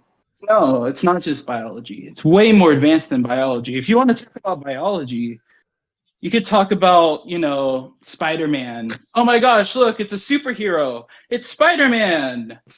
Or you could talk about you're not being Batman. you're not being very coherent. It kind of comes off as trolling, to be honest. And you have troll in your profile tags. Can you make a non-troll point? There we go, ladies and gentlemen. Our answer. Whether or not, yeah, listen, man. Music, I'd say just study music. That's what I'd say. Is music Study like music. Is music like Spider-Man? Yeah. Sounds more like Batman. Yeah, true. It does sound more like Batman. Anyways, study 808 beats, because if you don't, all life will be vanished. Oh no. And possibly reappear in a snap. But an 808 is nothing without a 303. It sounds 303, yeah. Slim. It sounds like you're quite preoccupied with the end of the universe. Is this something that worries you? Oh. He's a troll. Dearly, yeah. He's trolling very dearly. He's having a hard time keeping the beat and keeping the rhythm. All right. You need if you're gonna troll, you need a drummer so you can keep it together. Before there was so much background noise that you wouldn't have been able to hear me, and then as soon as I cleared it up, I got kicked. Welcome back, Childish. Childish. You were not kicked. What happened is you weren't responding to us, so we moved on to our next guest, and we did say we would bring you back up and try again, and you're here now. I apologize for that. Okay, no problem. So I'm just going to start again. So welcome. Thank you for joining us. And what have you got for us today? Personally, I have two questions. My first one is I just feel like a lot of the rebuttals or refutations of Pascal's wager, at least in the mainstream, feel kind of weak to me, and I would like you guys to clear up where I feel like they're weak, and strengthen them where I misunderstand them. Sure. Okay, so go ahead, TJump. Well, tell us Pascal's wager. Go ahead. My way. Yep. All right. Well, I guess the basic premises operate that in the most simplest form, if there is no God and you're a Christian, then it's basically neutral to slightly negative. At least it's finite. And if there is no God and you're an atheist, you get finite gain, or it's neutral. But if there is a God and you're Christian, you have infinite to gain. And if there is a God and you're atheist, you have infinite to lose. I would also argue that just from another pragmatic position, that being Christian, even if God isn't real, provides other benefits like mental health and things like that. I think overall, I think Christians are proven to be happier people, and it's just easier for moral justifications of things and stuff like that. But I don't want to overcomplicate it, so just keep it in the simpler terms that you have finite to lose or gain as a Christian and atheist, and you have everything to lose if you're an atheist. Sure. So it's. Do you think that gambling is a good thing to use to guide your life? I mean, I don't think it's good. No, not necessarily, but that's because most of the time it's stacked against you. But if you want to consider any risk a gamble, then I would say maybe I would change my definitions there. But for example, if there was a lottery and there was it costed like $1 to enter, and 10 people, there was 100 people playing, and the win was $1,000, then you should probably play that lottery because there's like a high enough chance that you're gonna win compared to losing. That sounds like out of 100 people playing, you've got 1 out of 100 chances of winning and 99 out of 100 chances of losing. Pascal's wager, also known as a gambit, is a form of gambling. You're playing the odds. You're playing with different possible situations, and it's got a couple of problems. I would suggest take a look at rationalwiki.com and look up Pascal's wager there, because they lay out all the problems with it very well. But the two issues that I have with it is, one is it doesn't specify which deity, and it excludes polytheism because it's very focused on monotheism, the way it's often presented. But the other part of the problem with it is that when people are presenting it as a reason to believe in some god, part of some religion, that to me should be the end of it. But it seems to me that it's actually a form of false advertising, because as soon as somebody joins a religion based on Pascal's wager, then they find that there's a whole bunch of other things they have to do, and that wasn't presented to them in the initial wager. So there's more than meets the eye. So it's problematic in at least those 2 points. I'm sure others here have different critiques of it as well. Indeed. I agree with everything Randolph just said. Not only is it gambling, can I tell you why it's a bad gamble? Because from first glance, it looks like we have a roulette table that is just your God versus no God. And so, I mean, with just that on the roulette table, why not take that gamble? But that's not the actual gamble. What it is no God, your God, the Muslim God, the Hindu gods, the almost infinite amount of gods, even the possibility that the God that you selected actually wants you to only believe on good evidence, and if there's no good evidence, you should be an atheist. An infinite amount of possibilities, and you're now going to accept all of the baggage that comes along with that religion on the one in an infinite chance that you may be right based on no evidence. I think you guys are misunderstanding Pascal's wager. It's not a gamble, because the point is you're going to die. So you're already entered into the gamble. It's not like you're choosing to gamble something that you're already losing. It's a free bet. So it's a free lottery ticket, more or less. Secondly, the things that are entailed in religion is irrelevant to Pascal's wager. It doesn't matter. Literally, the only thing Pascal's wager says is if you believe in God. That's the only thing you have to agree to, nothing else whatsoever to the wager. That's it. So Pascal's wager is, if you believe in God and there is a God, you get infinite reward. If you believe in a God and there's no God, you just die, finite, 0. If there is no God and you believe, you get 0, and you don't believe, you get 0. And so it's like infinite in one category of positive reward and 0 in the rest, essentially. But the problem with Pascal's wager is the probability of getting an infinite reward is exactly the same in every single one of the boxes, with or without a God. So if there is a God and you believe, you could get infinite reward. Of course, there's also the possibility that there's a different kind of God that will reward only people who don't believe. So there could be a God and you don't believe, and you get infinite reward. And it could be the case that there's an infinite reward with no God. So let's say there's like the Brahman or something, some fundamental force or essence of nature with no God that gives you infinite reward. So if there is no God, and say this force requires belief or something, it's just some arbitrary rule, then if there is no God and you believe in a God, you get infinite reward. It could be the case that this thing exists and it requires you to not believe in a God. So say there is no God and you believe there's no God, you get infinite reward. So the probability of getting infinite reward is the exact same under every single one of these categories. And the probability of getting infinite punishment is the exact same under every one of these categories. So you could believe in a God and there is a God, but he's the kind that sends you to infinite punishment if you believe in him. So in that case, you get infinite negative reward, punishment, or whatever. Same thing can apply to every one of the categories. So the problem with Pascal's wager is that whether there is a God or there is no God, the probability of getting infinite reward or infinite punishment is the exact same under every single category. It begs the question and assumes that there is a specific kind of a God and a specific kind of a no God out of the infinitely many variabilities of both categories. I agree with most of that, especially at the end. It's not a free lottery ticket because once again, it gets all of the baggage of the individual religion that you are accepting. It doesn't say any of that. The only part of Pascal's wager is you believe in Oh, God. So it omits so- the rest. It has nothing no, to do with Christianity. It's literally just Which saying God? it doesn't say. It doesn't care.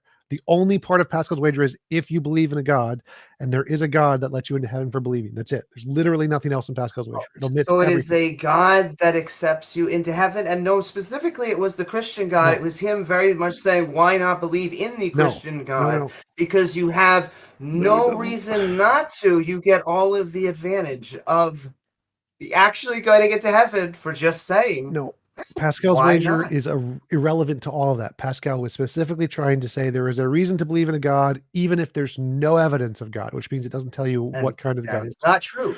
I literally just had like a conversation with this on an expert in Pascal's wager. Lawrence Pasternak is the fact of the matter. The whole point of Pascal's argument is here is a reason to believe with no evidence. That's literally the purpose he wrote the argument for us.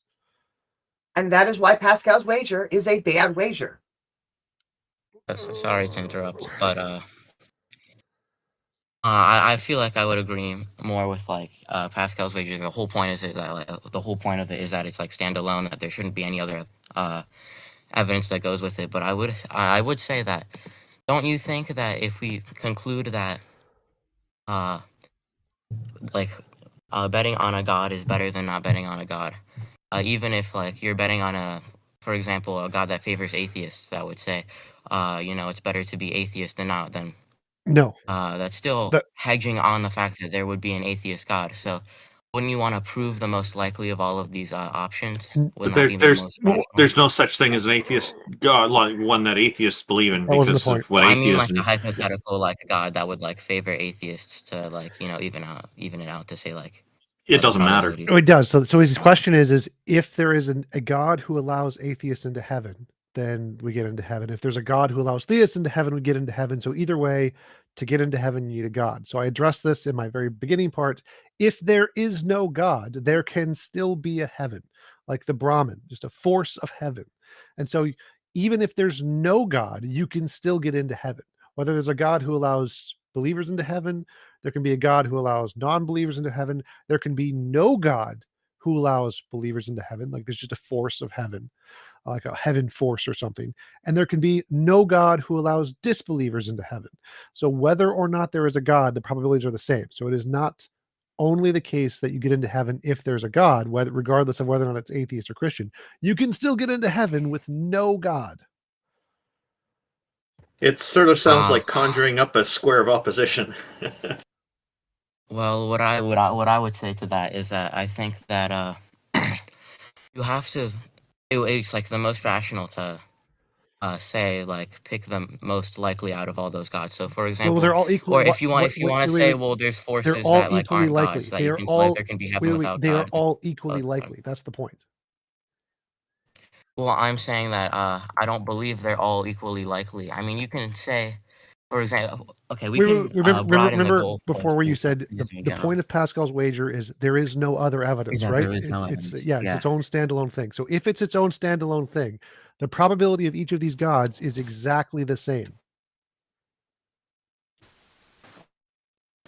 I think it's its own standalone thing in proving that you need to pick a religion, but it's not its own standalone thing in proving deciding between which religion that exactly is. Well, no. So here's the point that Pascal missed. He didn't understand that there could still be a heaven with no religion, with no God. So there can be a heaven, just a force of nature that gives us an afterlife with no God, which means you don't need to believe in a God to do that. Are you saying there could be like this could be within like an atheist worldview? There could be a heaven with no God that we just haven't had any like evidence for, like discovered at all. Yep. Oh, no, I understand what you're saying. The wager's making theological assumptions, which are ruling out and ignoring all the other possible ways things could be. And when you include all the other possible things that could be, it's not the way that the argument puts it. The argument is just like, even though the argument claims to be standalone, it's just smuggling in like Judeo-Christian assumptions, which aren't even they're not even a consensus amongst Judeo-Christians. There's annihilationists. There's earlier like Judaism, which didn't have heaven in the way that it evolved later because of Zoroastrianism, etc. Judeo-Christians don't even all agree on this version of how hell and heaven is supposed to work. Why would it be that those are the only two possibilities, given that there's so many other possibilities that are completely different? Sorry for the lack of articulation and all that, but I think that the chances of there being a God or a heaven without a God are much less likely. So I think Pascal's wager, like the point of it, or maybe that's not what he originally intended, but the purposes I'm using it for, it doesn't really matter to me what he originally intended, but like, you know, what matters is the arguments used to me specifically. So I think that in general, it's used to prove that believing in some sort of religion as opposed to not believing in some sort of religion is beneficial, whether that means believing in heaven without a God. Now, once we already get to that stage, we're not operating without evidence anymore, like the argument states, because we've already gone past that point. So now, in my mind at least, you have to pick the most rational and likely of all of those options. And so the exclusivity of it is actually what strengthens it, in my opinion, where some religions, right, atheists, for example, would get annihilated. Maybe you wouldn't want to bet on that religion as much because there's just not as much as a reward, not as much of a reward. And I think when all these religions, the ones that are left, once you root out all the other ones that don't give you the best reward, and there's only religions that give you infinite reward or infinite punishment left, then you can look, I think it's intuitive to look at, first of all, like, I don't have to say like the intensity of the heaven. Like obviously over an infinite amount of time, you could feel a little good and that would be infinite good, or like a very good and that would be infinite good. But like ideally, you would obviously pick the one that's like more dense with like how good you feel. If you understand what I mean, like the more dense and luxury. So I feel like you would look at that, and then you would also look at which one is the most probable, right? So I think that our conception of infinity maybe is like a little too flawed and not really developed yet to be able to like make it work on paper. But I think intuitively you can measure infinities in that way. In this Can case. I ask you a question? Do you have some background of like your family or other reasons that you grew up around Christianity? Yeah, absolutely. Okay. The thing that happens to be the case with a lot of religious arguments is that they seem intuitive to people who have some kind of background in Christianity, even if they're not like currently, saying that they're Christian, but they're still like pulled towards a lot of Christian views, and they'll say, "Oh, this seems intuitive." And everyone who didn't grow up that way is like scratching their head, like, "What are you talking about?" If someone were to say to you, like in an email, for instance, that they'll give you $1 billion, and you just need to put $1,000 in this bank account so that they can send you the $1 billion or whatever, are you going to take that seriously? No, not really. Okay, but what if you grew up in a family where the people in your family said that a long time ago, a very important man put $1,000 in a bank account and he received $1 billion, and now everyone who believes in him will also get $1 billion if they put $1,000 in that bank account? I would actually.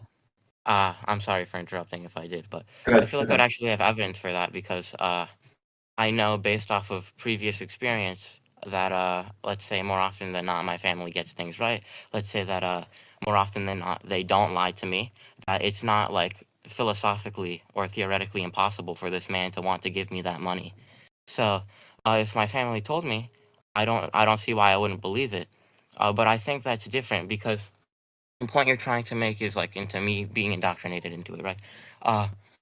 I still don't know what I think about like the sects of my religion. If I like really agree with every single like doctrine it has, I don't know. I don't share any of the same politics as anyone in my friend group, for example. So I feel like in the case of like indoctrination and assimilation, I would just assimilate to like, maybe friends and family and issues like politics and like other like theological issues, but that just isn't what's happening. So just because I happen to agree with them on something doesn't mean that I was necessarily indoctrinated into it, if you understand what I mean. But I definitely agree. There was a point probably where I couldn't justify the existence of a God or something like that. I just like believed it because it was like convenient. I think everyone's done that for their personal beliefs before. Yeah, the I point just is don't think it's as widespread as what you're saying it is. when someone makes, well, it's, I mean, I would say it's universal, not just widespread, but universal, right? We're always going to be more leaning towards intuitions that we find favorable, even if we can't justify them, if they seem familiar to us and are like part of our background, of how we grew up and so on. But the point is that in the case of this extreme example, like someone saying, give me this finite amount and I will give you an infinite reward, we have background reasons, or like massively greater reward in the case of the billion for the 1,000, right? We have background reasons to think that it's absurd. We have background reasons to think that it's a common scam, et cetera, et cetera. So when people make claims like that, we just dismiss it. We don't even like click to open the email. We just like laugh and delete it or whatever. We have automated filters that can detect these kinds of messages and just delete them before we even read them, because we put zero credence, less than zero credence, to the point where we're not even going to look at those kinds of messages anymore. The question is, why should you believe a claim that promises something that has background reasons to be absurd, like an infinite reward for some like seemingly arbitrary finite action that you need to take to get it, when we have strong evidence that there's psychological and historical reasons for people to use this kind of thing to manipulate and control a large group of people, or to just be deluded themselves into thinking this is true because they really want this reward. So it seems like there's much stronger reasons to think that as a whole, things like Pascal's wager are a symptom of people's wishful thinking and make-believe, rather than a wager that should be taken seriously. I understand that if you're just talking about Pascal's wager as just like a theoretic problem, you can say, well, there's no evidence either way. We're just talking about it as a theoretic problem. But as for why you would find it persuasive, I think these issues are important. Well, I like that you brought up the fact that people often can lie to themselves and pick what they believe in rather than going off of rationality, because I think that's actually one of the major objections to Pascal wager, that you can't control what you believe. You won't really believe it if you pick it. You're just doing it to serve your self-interest, which I don't know why God would even dislike self-interest. But we're not talking about that objection right now. So yeah, I don't need to I think- psychologize about the motives of the Nigerian prince in the scam email. I just know that it's a scam because there's no reason Yeah. to think otherwise, right? But he I'm just said he about to was go into my that. cousin. Here's why. Here's why I think one of them is an obvious scam and the other one isn't an obvious scam. Like why these two situations are different. So for one of them, we have a lot of precedent of people saying, "Hey, I'm going to give you $1 billion," and then like just completely ripping you off and scamming you. So we have precedent. We have reasons to believe that's just completely illogical, because why would someone like ever want to do that? Like that's just The precedent could also be referred to as the sucker rate. So the reason that the people make those scam emails is that a certain number of people do fall for them and do send the money. That's why they're successful enough that they keep sending them. So yeah, having a sucker rate does not mean that the evidence shows that it's true. What would be evidence would be if you could show a claim that those people believed in that was validated, not just that they believed it. Their belief is just like an argument ad populum. The success of the proposition, the offer, the wager being actually delivered, would be evidence. You can't produce that, so there is no evidence to the support of the claim. Just evidence that people believed it and are suckers. Oh, well, I agree with you there, but as I was saying, so I just think like, where was I?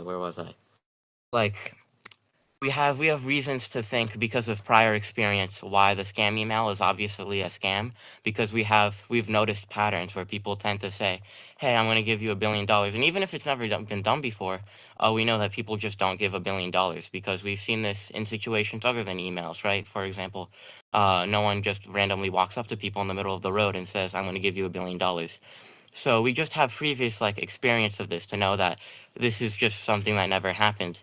Now we don't have any experience of God. We don't have any experience of general things like this. And I know you might bring up previous like religions being used to control people people and say, well, that was like kind of the scam email in a sense where it's like being used to control people. But the absolute worst case is that I have to alter the argument in a way where I would only believe in like a denomination that would not make me like adhere to following some living person. You know what I'm saying? Like, I think when I talked about picking in the most probable, I think if that person is still alive and stands to gain from you believing in that religion, that definitely makes it less probable. If people had something to gain from lying to people about it, then that definitely lowers it on the probability. So then you could just make the filter even smaller and just say, well, religions where people didn't really stand to gain much will be heightened in the probability thing. And you Well, let me understand put it what I'm this way. saying? It seems to me like, in my experience, all the people I've ever talked to about Pascal's wager, the ones who think it has any force or weight or give it any consideration are ones who, for some reason or another, actually are afraid of going to hell, right? Maybe it's just like a 5% doubt, but hell is a really scary concept. Scaring people with the concept of hell is traumatic for a lot of people who stop believing. They still have nightmares about hell decades after they stop believing in a god, because it's a very scary concept, right? I have nightmares about falling off of cliffs because I used to drive on a narrow road that had a cliff that every time, when I was a little kid, we would drive on it, I would be afraid that we were going to fall off of it. I still have those nightmares to this day because something that happened scared me a lot when I was a kid, and it left marks in my psyche. So being afraid of the concept of hell and taking it seriously comes from having some point in your life where you took this idea seriously enough that it was actually scary to you, that it still scares you to this day. You don't have that. This argument doesn't have force. I mean, I would actually disagree there. I'm not really that scared of it. I think my bigger motivation towards saying it has force is that a lot of the other arguments are like very developed. Like people talk about them a lot already, and I just like I don't know. I feel like talking about it has a sense of originality and like making sure that no potential for any argument goes wasted. Because I don't really see people trying to defend it all that much. So I guess in a sense, I have a bias towards it because I like playing like devil's advocate in that way. But Yeah, fair enough. I think that you saying that I have ulterior motive to believing in the argument doesn't really prove why it's false. It just proves why I might try to justify it. But I could try to justify something because it benefits me, and it could also be true. Yeah, I already clarified that. I'm just saying that the reasons that people tend to think that this kind of thing is real, just like the reasons why people might fall for a scam, are to do with their background and whether or not they have any familiarity with this type of scam, or whether they were afraid of the scam being real at some point. Will I explain? Well, if it shares the characteristics of a scam, then I think that it would go down on the probability ranking, and you might want to consider a different like faith in my theoretical scenario. But I noticed TJump unmuted himself, so I'm curious to what he has to say. Well, did you understand my argument that it's equally as likely you're going to go to heaven with or without a god? Yes, and I think that well, I don't know if it's like equally likely, but my answer to that would be just not narrow it down to God and just like broaden it to religion and then look at the most likely one, because I don't think Pascal's wager is telling you what religion to pick. It's telling you to pick a religion over atheism. So you're extending it to a debate that it's not trying to talk about. So it's like, Well, no. So I'm including it to all beliefs. for Your example, a belief. Muslim, a Well, Christian, and a just to Jew. clarify, you can believe that. Let's say you eat jelly donuts on a Tuesday, you can get into heaven, or you pick your nose on a Wednesday, you can go to heaven, and those are equally as likely actions to get you into heaven as belief in a god. So the fact that you believe in a god or pick a religion is no more or less likely to get you into heaven, other than scratching your butt on the solstice of Venus. Like, there's no difference between that particular belief, believing in a religion or believing in a god, getting you into heaven than any other random set of actions. I disagree. Some religions have more historicism. Some of them have made more accurate predictions than others. Some of them have contradictions. Some of them just don't have reasons to believe in them. Some of them. Wait. So Pascal's wager is, again, an argument presented before any evidence is considered. So a priori, before we consider any of the evidence, like obviously if we proved God existed or something, like if Jesus actually came back from the dead and started talking to us, that would be good evidence that that belief system was true. But before we have any of those other external evidences, if we're just looking at Pascal's wager, there is no a priori difference in probability between getting into heaven believing in Christianity or getting into heaven believing in the super force of the universe. And so just the point of Pascal's wager of being an independent argument fails because without considering independent evidence, it gives us nothing to prioritize one belief in God versus scratching your butt on a Tuesday, because the probability of getting to heaven is exactly the same. So I would agree that if there is independent evidence, which I don't think there is, then that independent evidence is good reason to prioritize one belief over another. Pascal's wager is not. Pascal's wager does nothing. I believe that you are extending it like farther than it should be. So for example, if I were to bring up the cosmological argument, the point of the cosmological argument is to get me from point A to point B, not point A to point C. So it's to bring me from the debate on whether a God, if atheism or theism is true or not, to bring me to theism is true, which one is true. So I look at Pascal's wager the same way. I think you're extending it like too much. So I think, well, just to clarify, so Pascal's like, wager is meant to give you a reason to believe in a God prior to any I evidence. am aware. That's what Pascal. I know. So my point is that believing in a God based on Pascal's wager gives you 0% evidence or zero more likeliness to get to heaven than not believing. Therefore, Pascal's wager does not give you a reason to believe in a God over not God. So the whole point of the argument is here is a reason to believe in a God over belief or not believing in a God.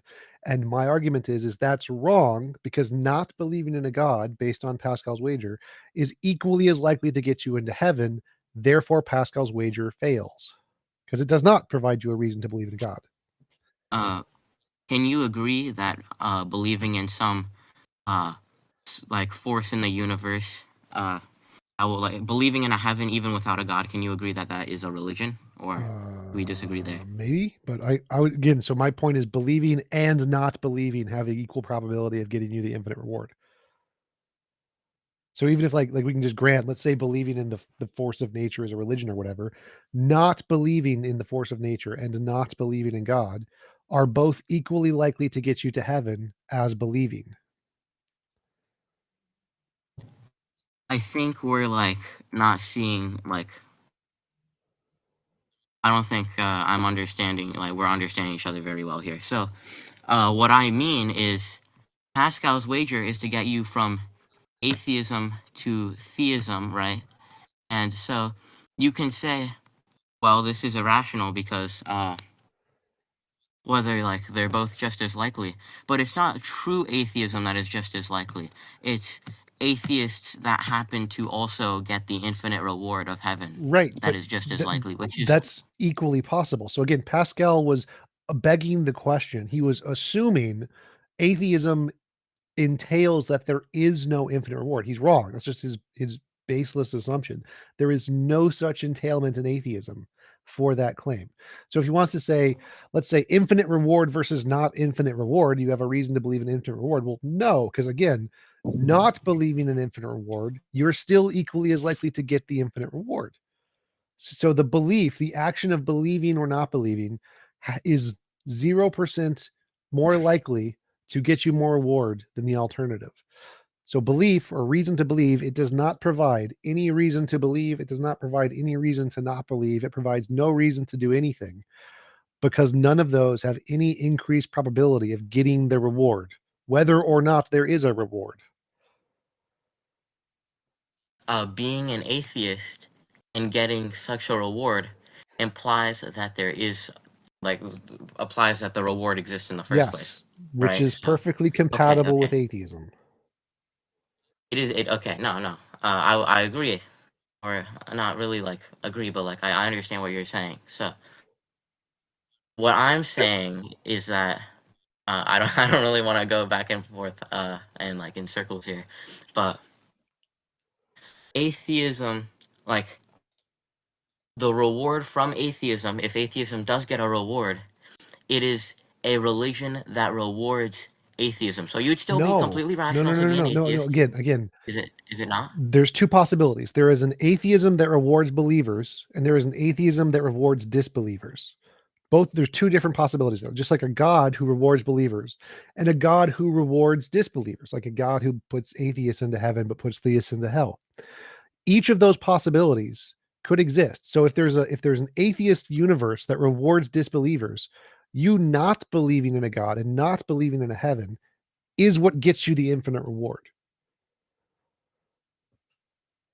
No, I know what you're saying. It's just like there's also an atheism, the one I assume you believe in. You can correct me if I'm wrong, but an atheism that does not reward believers and does not reward disbelievers. Yes, it's neutral. and there is a because God. There's no evidence to prove. There is a heaven God in the first who place. also doesn't reward believers and doesn't reward disbelievers. Okay, yeah, that's fine, but so it's a 1-to-1 correlation. point All of the is- possibilities of God and all of the possibilities of the universe have a 1-to-1 correlation. There's a God who rewards believers. There's a universe who rewards believers. There's a God who rewards disbelievers. There's a universe who rewards disbelievers. There's a God who rewards no one. There's a universe who rewards no one. The probability of getting into heaven under a God-based universe and a non-God-based universe is exactly the same for both believers and unbelievers in every category. Right, so yeah, but a Christian God that rewards believers is more likely than a Christian God that does not reward believers once we get past the atheism versus theism debate into the which religion are we choosing debate. Right? So once we cross that bridge, obviously one is more rational than the other. No, because when you do that, you have to also do the same thing on the other side, the no God side. So what you've done is you've taken a particular religious model where there are some doctrines that God is a certain way or whatever. And in order to make an accurate mirror of that, you have to say, here's a universe, and I'm going to add particular properties to this universe. So it allows, let's say there's universe, we're going to call it the potato model. It's the universe, and it has a particular property to allow in believers to heaven. And so now it's a parallel to God. So in this universe, obviously, if this universe exists, it's more likely to get into heaven if you're a believer than if you're not, because it's the potato property of the universe or whatever. And so again, the probabilities are exactly the same, whether or not there's a God, because if you're going to add specific properties to your model of God, then that you have to do to the alternative side and add particular properties to the universe model. And again, that's just one of the infinitely many ways the universe could be. And when you do this, you find out that the probability is exactly a 1-to-1 correlation to getting into heaven for any belief or any action, whether or not there's a God, and there's no difference probabilistically in any of them. The universe model has already crossed the line of Pascal's way. Like there's a line between these two debates here, the debate of what God, and then like the debate of should you believe in a religion or not? Should you be theistic or not? And so on one side, there's neutral atheism, and then you cross the line where it's rational, or Pascal's wager works. I'm not saying it like works in the sense where you have to like pick a religion. I'm saying it works in the sense where atheism where no one gets rewarded and theism where no one gets rewarded is ruled out, where like that's cut out. That obviously doesn't help anyone, right? So those are irrational beliefs to hold. So once you cross that line where you leave like those other ones behind, like the filter of Pascal's wager, then you get to question, okay, which of these religions is the most true? Because this theism versus atheism debate is like already over. Well, no, again, those are not irrational beliefs to hold. Believing that there is no heaven, so believing that there's a God who rewards no one, or believing that there's a universe who rewards no one, is still a rational belief, because the probability of that belief getting you the infinite reward is exactly the same as the probability of believing that it's not the case will get you the reward. The point is that which belief you have increases the probability by nothing. And so both probabilities are equally rational, regardless of the truth. So if you're saying, if it's the truth that there is a heaven that gets you reward, then that would be better. Sure, I would agree. It'd be better if there's a truth that gets you a reward. But Pascal's wager is arguing there is a reason to believe, to have a particular kind of belief over a different particular kind of belief.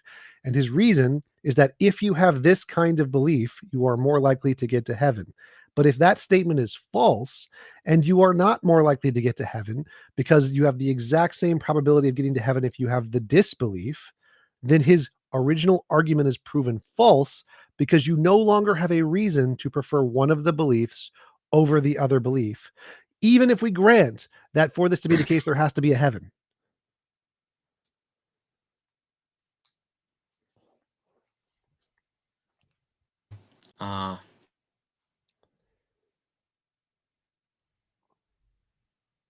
Did he leave?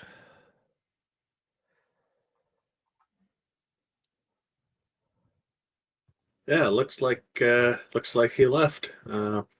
Maybe his wager came through for him. He's still there. He said his audio is not working. He DM'd me. Something's wrong with his audio.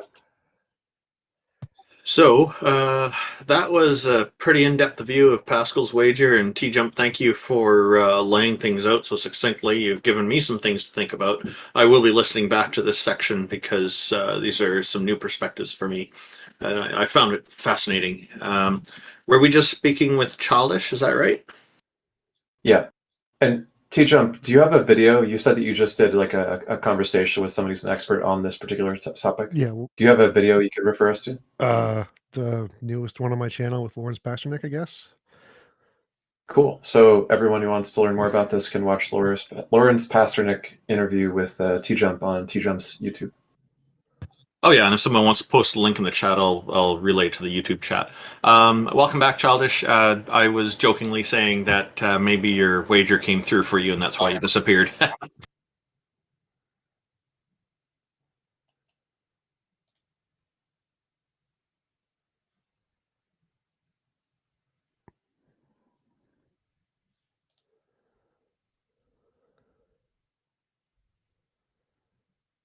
I know have to Discord's leave got and some rejoin funny the call. issues that way. Yeah. Well, yes. Yeah. But I want to continue this discussion, but I want to do it in a way where it's like not circular, because I feel like I'm saying one thing and he's like saying the same response, and I'm saying the same response to that, and like, you know, it's going back and forth. So I'm trying to figure out where we can move this in like a new direction that's not like Well, we got to keep in mind that we are starting to run low on time, so because we need to wrap this up in about 10 I'll or 15 let minutes. I'll let the next guy speak if you No, want no, to. no. What I'm saying is, if it's something that you think will take a while, we'd be happy to do it, but perhaps perhaps next month, if that's okay with you. Like, because we've covered quite a lot here with Pascal's wager. And we'd be happy to give you a minute or so to sum up if you want that. I mean, I'd love to do that. I have no objection to that. That sounds amazing to me. Okay, yeah. We just want to be not rushed because we gotta we're gonna end up at about an hour early today. But next month we'd be happy to bring you up again and talk some more, because this was quite an interesting discussion, I think.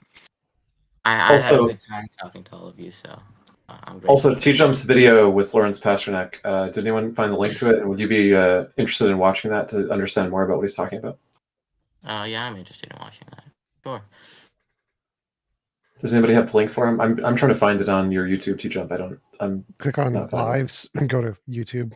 Oh, live. Okay. Okay, so it's a live stream, which is separate from the video list. Yep. So you have to click on live to find it. Okay, great.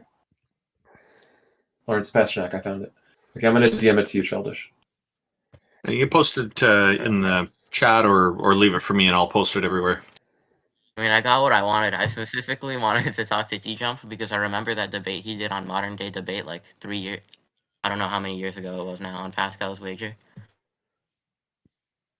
TJump's done a lot of debates. He's very good at it. It got me interested in Yeah. this, so Awesome.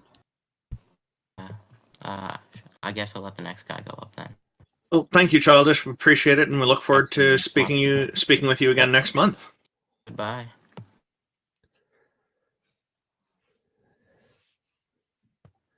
So I'm just bringing up, I guess it's going to be the last person here. Let's ask the shrub. Welcome. Hi, can you hear me? Yes, sir. Thank you for joining us. What's on your mind, sir? Well, you guys are definitely interesting, and TJump, if you happen to be the same fellow that used to be called Xerxes, I'm with you, brother. I love your work, by the way. But anyway, so purely as an aside, I find myself challenged with the quandary of the perennial search for evidence. And this is why it's a quandary for me. If I have a friend who is, agnostic or what have you, and is always looking for things, should I trust any of his positions? Can I trust that he's going to be a good friend and look out for me and put my best interest first? Or is it possible that he could find evidence that, either being selfish, or self-dealing or even physically harmful could be of his momentary benefit, that he might flip on me?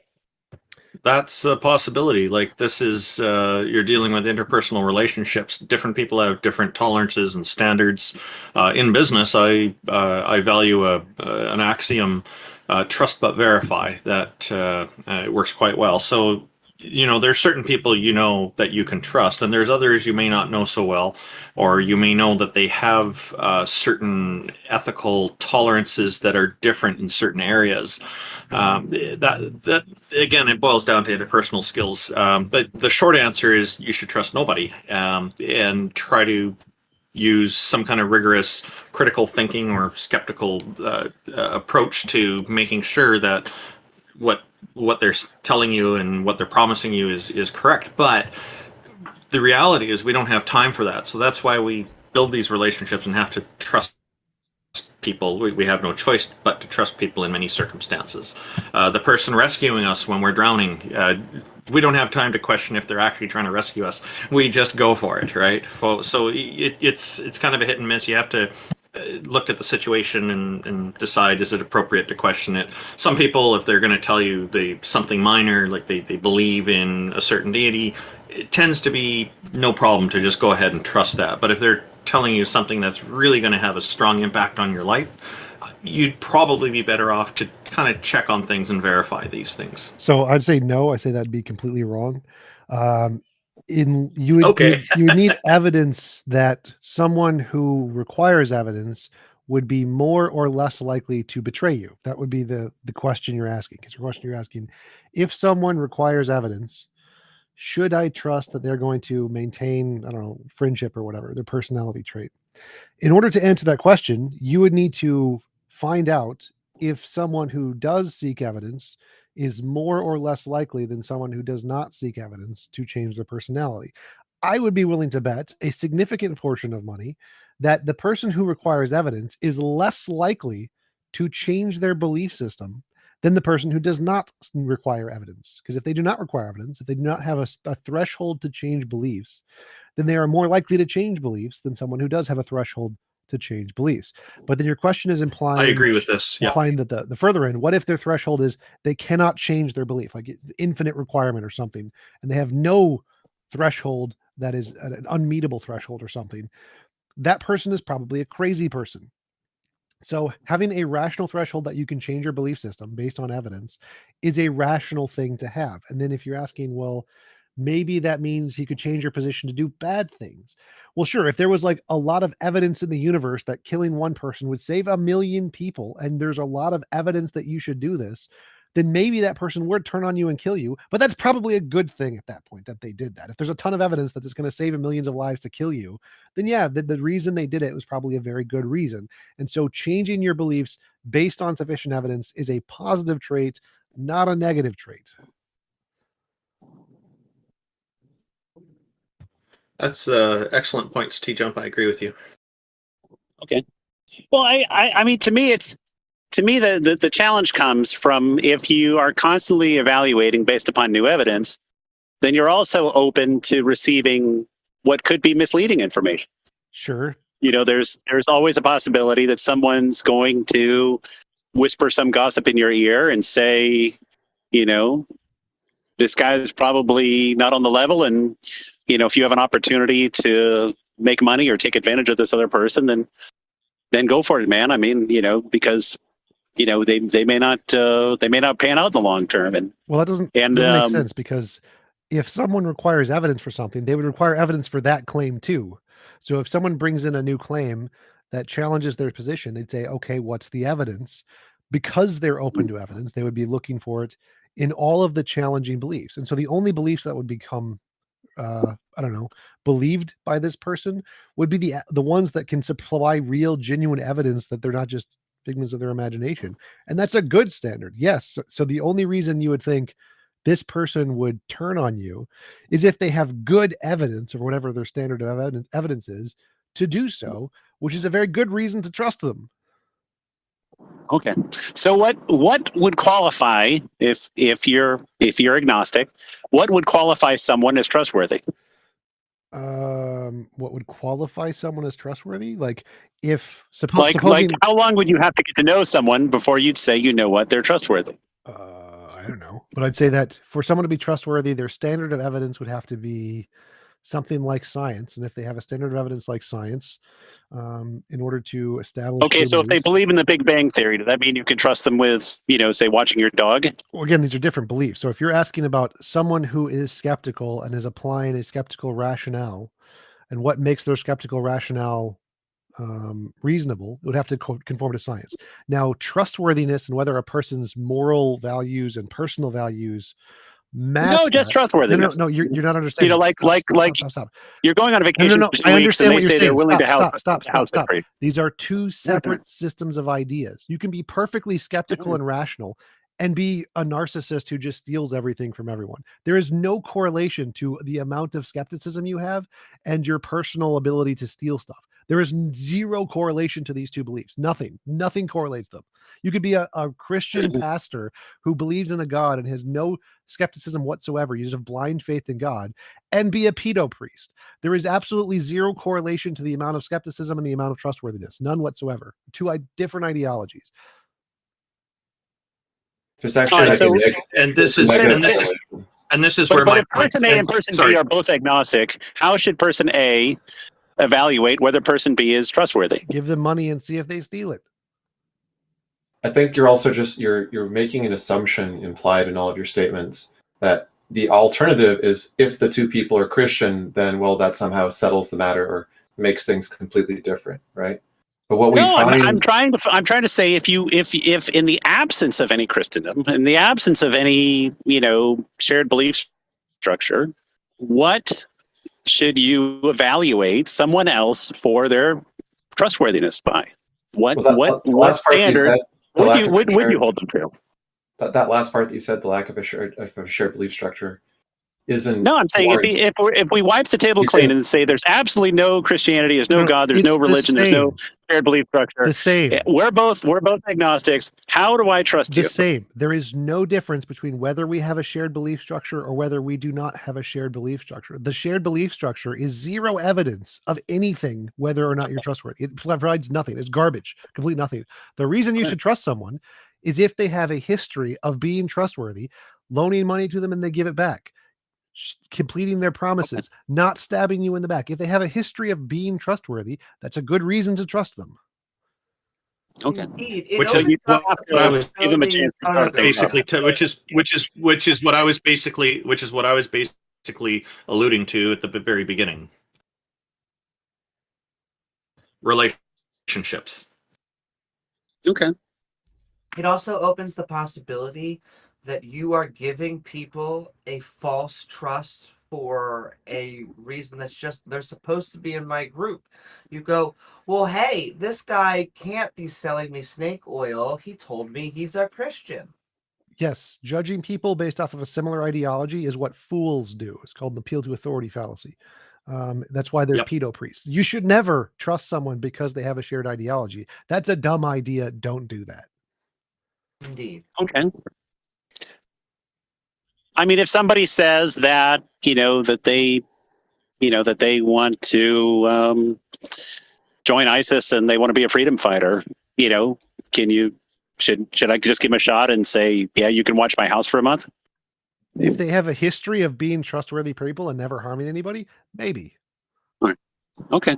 But if someone says they want to, like, I don't know, love Jesus and want to be with Jesus in eternity, and they're wearing a little like white thing around their neck, do you think you should let them be alone with your kids? Well, I do favor this idea of just seeding the pot and saying, you know what, we're going to give incremental or opportunistic chances for someone to prove their trustworthiness. That we'll just start from square one and as we'll give you a small shot. And if you don't steal small amounts of money, and then you don't steal medium amounts of money, and then you don't steal large amounts of money, then you've proven at least your creditworthiness. Right. So, but just because someone shares an ideology, so he's Christian, has a little white thing around his neck, says he wants to spend time with your kids, do you trust him because he shares the ideology? I know what I'm looking for a method to operate fairly with someone who's non-theistic. No. I'm saying if he is theistic, because you keep making a contrast between theistic versus non-theistic, and the standard should apply to both equally. Now, the only reason you would think there would be a difference between theistic and non-theistic is if you have this bias that the fact that they're theistic inherently makes them more trustworthy. And so I'm asking you, let's say someone is theistic and wants to spend time with their kids, but you have never had any past experience with this person. Would you trust them because they believe in God? Is that a reason to trust someone, or is that just bullshit? Well, I did trust someone who was theistic with being a nanny for my daughter when she was 0 to 1 years of age. And I gave her a 1-year contract to do that.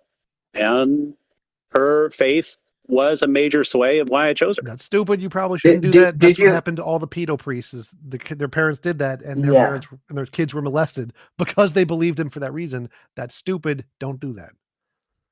Well, but if someone has really profound warmth, really profound but they really believe sense of duty and purpose, it's really hard to argue against that. It doesn't matter if it's theism or non-theism, but I'm saying if someone's really got an overpowering... It's really easy. It's called a con man. Con men literally have that. They've literally trained their personalities to be that because people are gullible enough to. She wasn't a con man, but at the end of the day, she also then encouraged to line her up with a husband who ended up being really messed up. What about So the logic it didn't don't work you understand?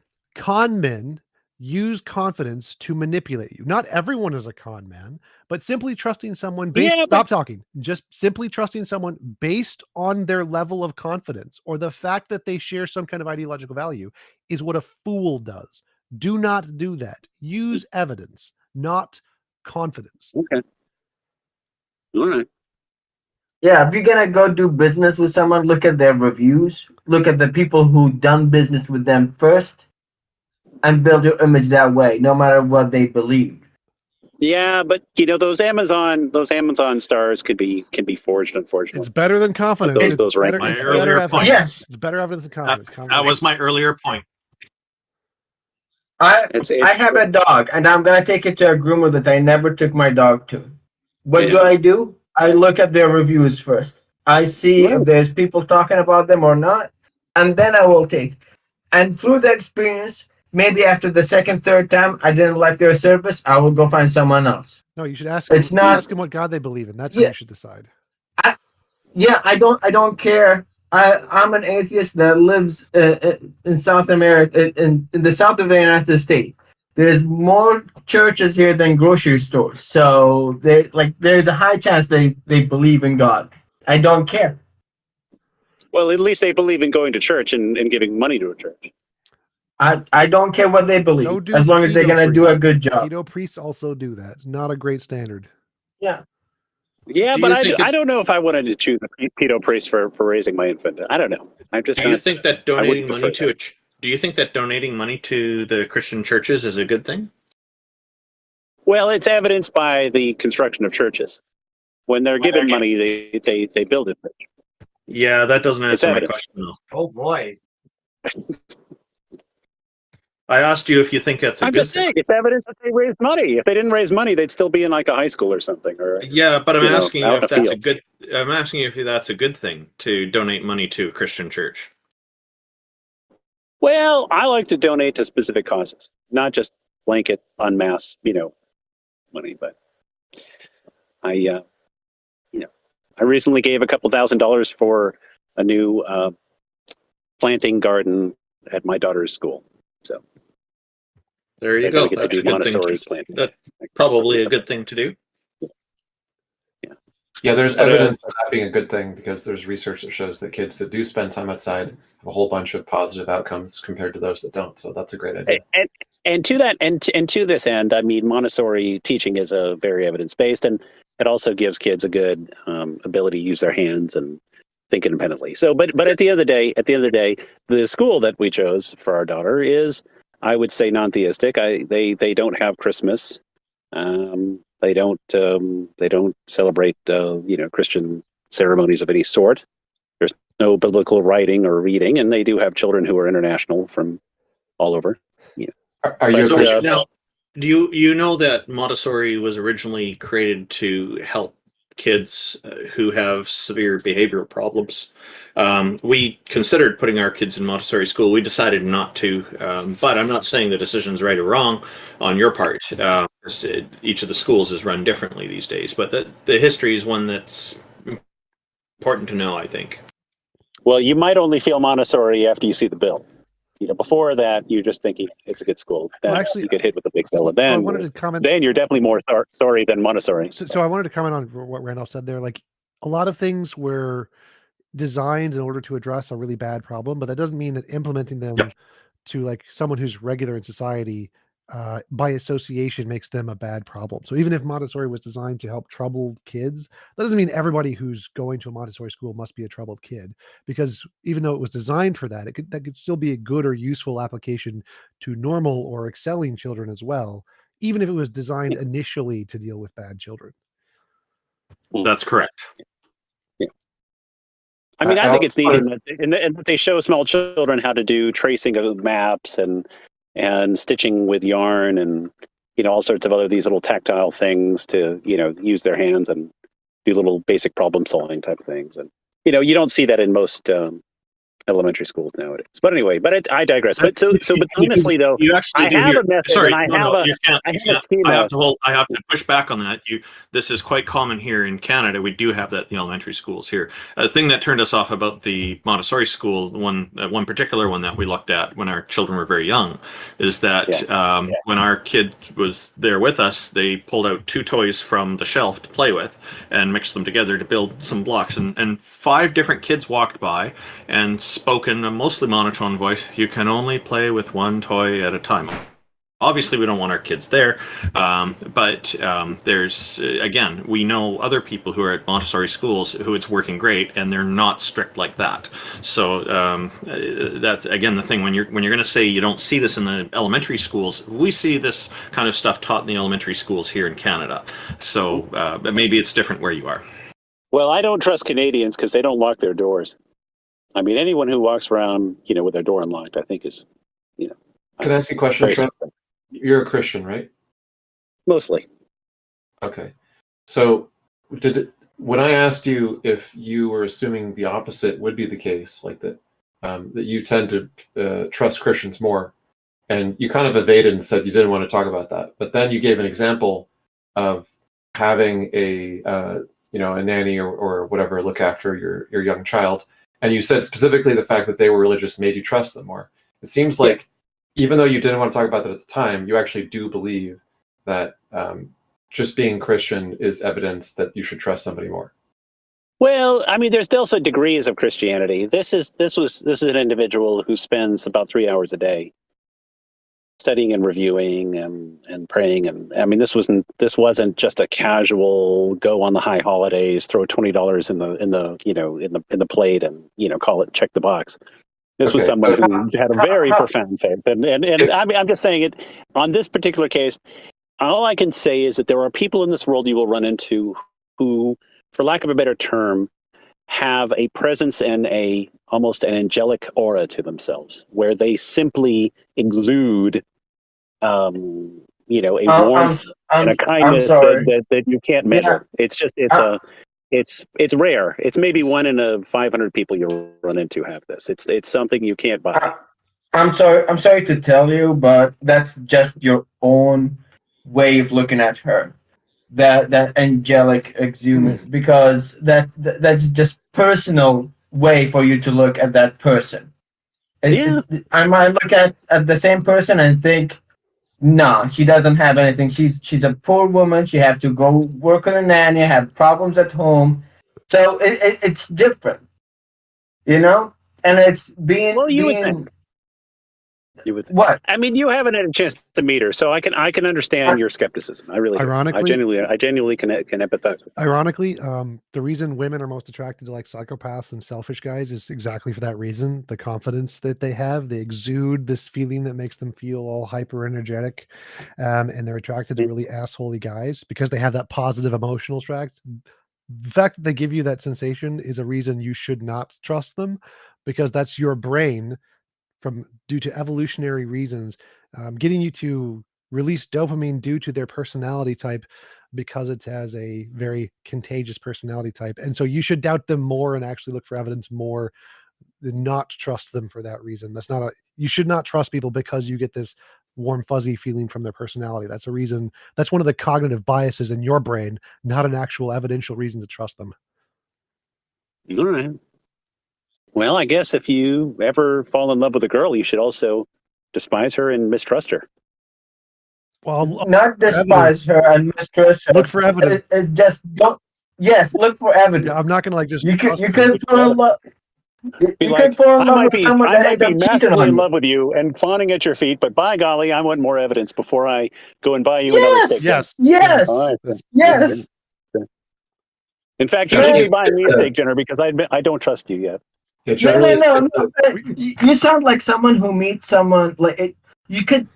It's another scam again. There's plenty of people that get scammed by like someone online that pretend to be a girl and fall in love with them, and then send them money, or even like spend tons of money and they lose it. And yeah, find evidence. Find evidence before you invest in any relationship. Don't just base it on ideology. And the problem is that you add more value to someone with a belief, a Christian belief especially, than anyone else. And that's a problem, because you could end up in a situation where you think someone is trustworthy because they're Christian or have this belief, and they end up being not trustworthy. Christian belief, who I see right through in a heartbeat.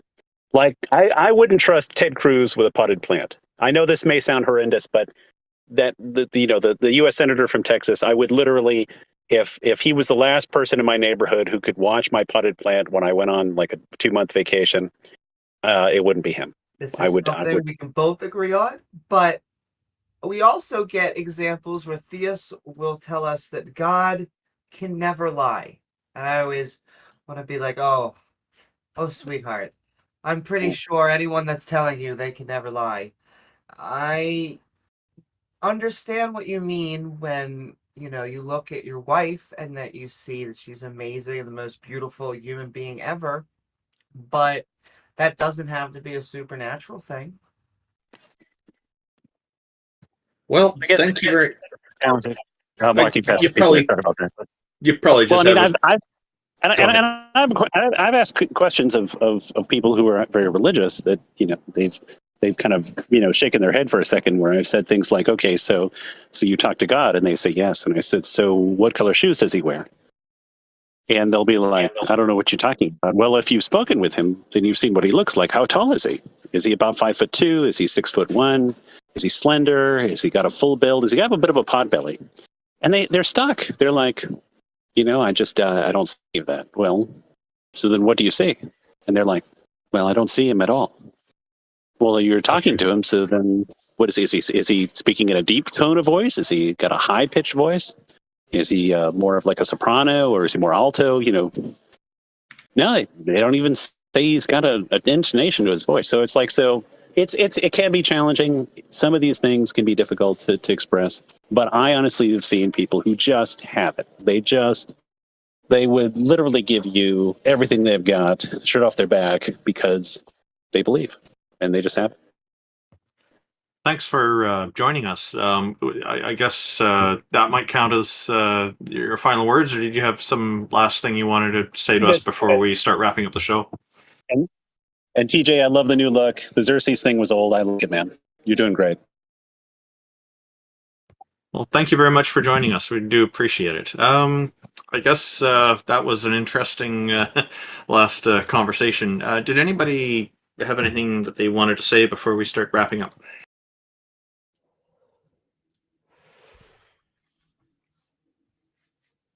Look Fear into the the credentials fire. of anyone that you trust your kids with thoroughly. I think that was a very good takeaway from this.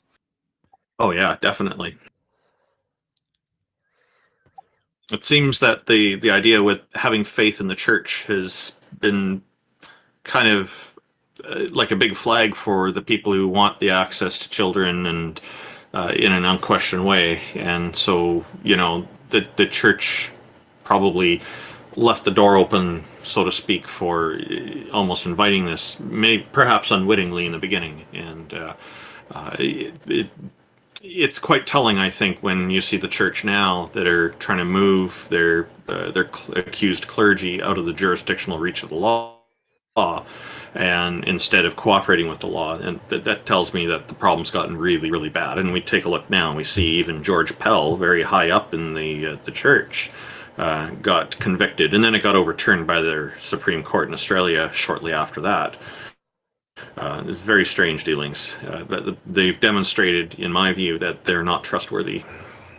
Also, I don't know if anyone caught that, but his example, he seemed to imply at the end that it didn't work out, and thus not even he has a time where giving confidence to someone with an in-group is going to give you a higher chance that they are going to not scam you. That's a good point. Did anybody have any final thoughts? Join the atheist church.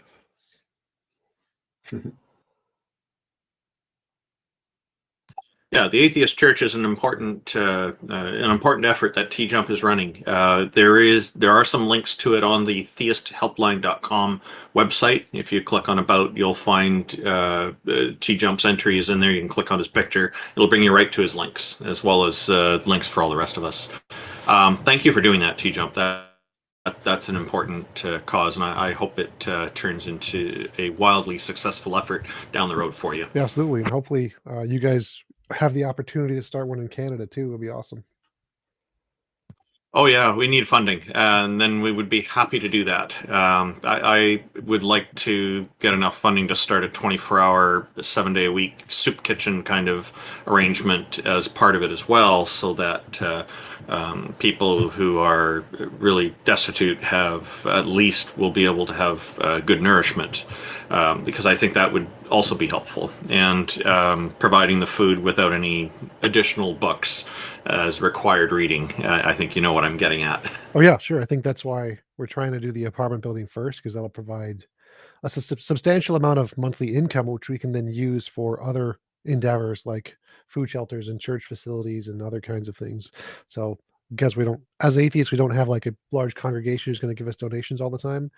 Getting a stable foundational income like an apartment building will allow us to provide funding like food shelters and things.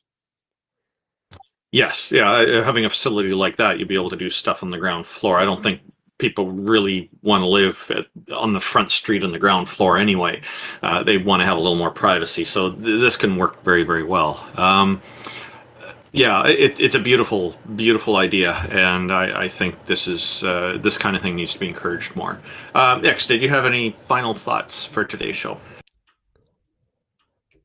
I'm going to watch the TJump video on Pascal's wager, because I haven't heard it gone into as much depth as he did today, and that was fun.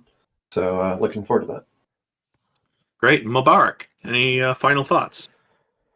Yeah, the show today was fun. I would like you to join us next Thursday, the 11th, on Gonna Go For It, and to join us on the show there, gonna be at p.m. Eastern. So adjust your time properly. But I have final quote that have been bringing in my mind all the show.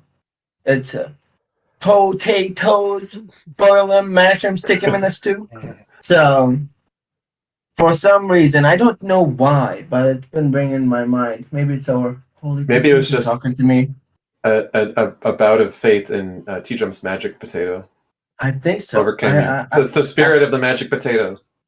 It is. It is. He's So had thank you all, personal and- revelation. I think so. I might be a prophet. I think there's a history in Middle Eastern prophets. So, I enjoyed Heard it it. here first, folks. Thank you, Mubarak. Tonight, I will be probably on another live stream on my channel. We're just trying to work out some final details. It'll be a Twitter Spaces stream that a gentleman named The Duke is the Man will be hosting. It'll be about atheism, and we're going to see where it goes. So hopefully it will bring in a different audience through the Twitter Spaces. If people want to find me on Twitter, my account there is Randolph828. That's RANDOLF, or you can find it through the Theist Helpline website in the About section. Amy, did you have any final thoughts? Sure. I just wanted to talk about how numerous theists seem to deal with this version of consciousness. That I think that although just like abiogenesis and numerous other subjects, they are the newest that we are learning in fields like biology. However, they are still not only well substantiated in neurobiology and neurology, but they are going to continue gaining more information. And every time that we have found something dealing with consciousness, it has been a physical form. And so I would be interested in someone presenting to me or any atheist why there would need to be this version of consciousness that really is not attached to a brain, a body. They've been floating around not only in time and space, but before time and space. It's not something we see with any physical laws. And so I just want to thank Taco Randolph for another fantastic stream, the entire panel. You can find me and my co-host James W. at youtube.com/Amy Newman. And I just want to remind everyone that if you do not convert now, because now you have knowledge, to the potato, that the fryer is waiting for you at the end. Thank you, everyone. Thank you, Amy. Taco, you're the organizer. What are your final thoughts here before we close up? Everyone's links, they're pinned in Heathen Hangout. If you're watching on a platform that's not Discord, join politics.discord. Hang on. That would be politics.gg. Sorry, that would be discord.gg/politics. Yes, join that. Thank you for watching, though, and everyone have a great day. Am I good to close this out, or anyone want to say anything? Just want to say a special thank you to our sponsors, the Discord Politics Guild, the link you just mentioned, and then the Canadian Atheists at canadianatheists.ca, and also, again, another special mention for TJump's amazing effort to help people with what he's calling the atheist church. All worthy things to look into. Again, the links you can find on the theisthelpline.com website as well. Thank you, everybody. Thank you to our audiences. We appreciate everybody for tuning into this and participating, and in the live text chats, as well as engaging with us here on the stage. It is always greatly appreciated.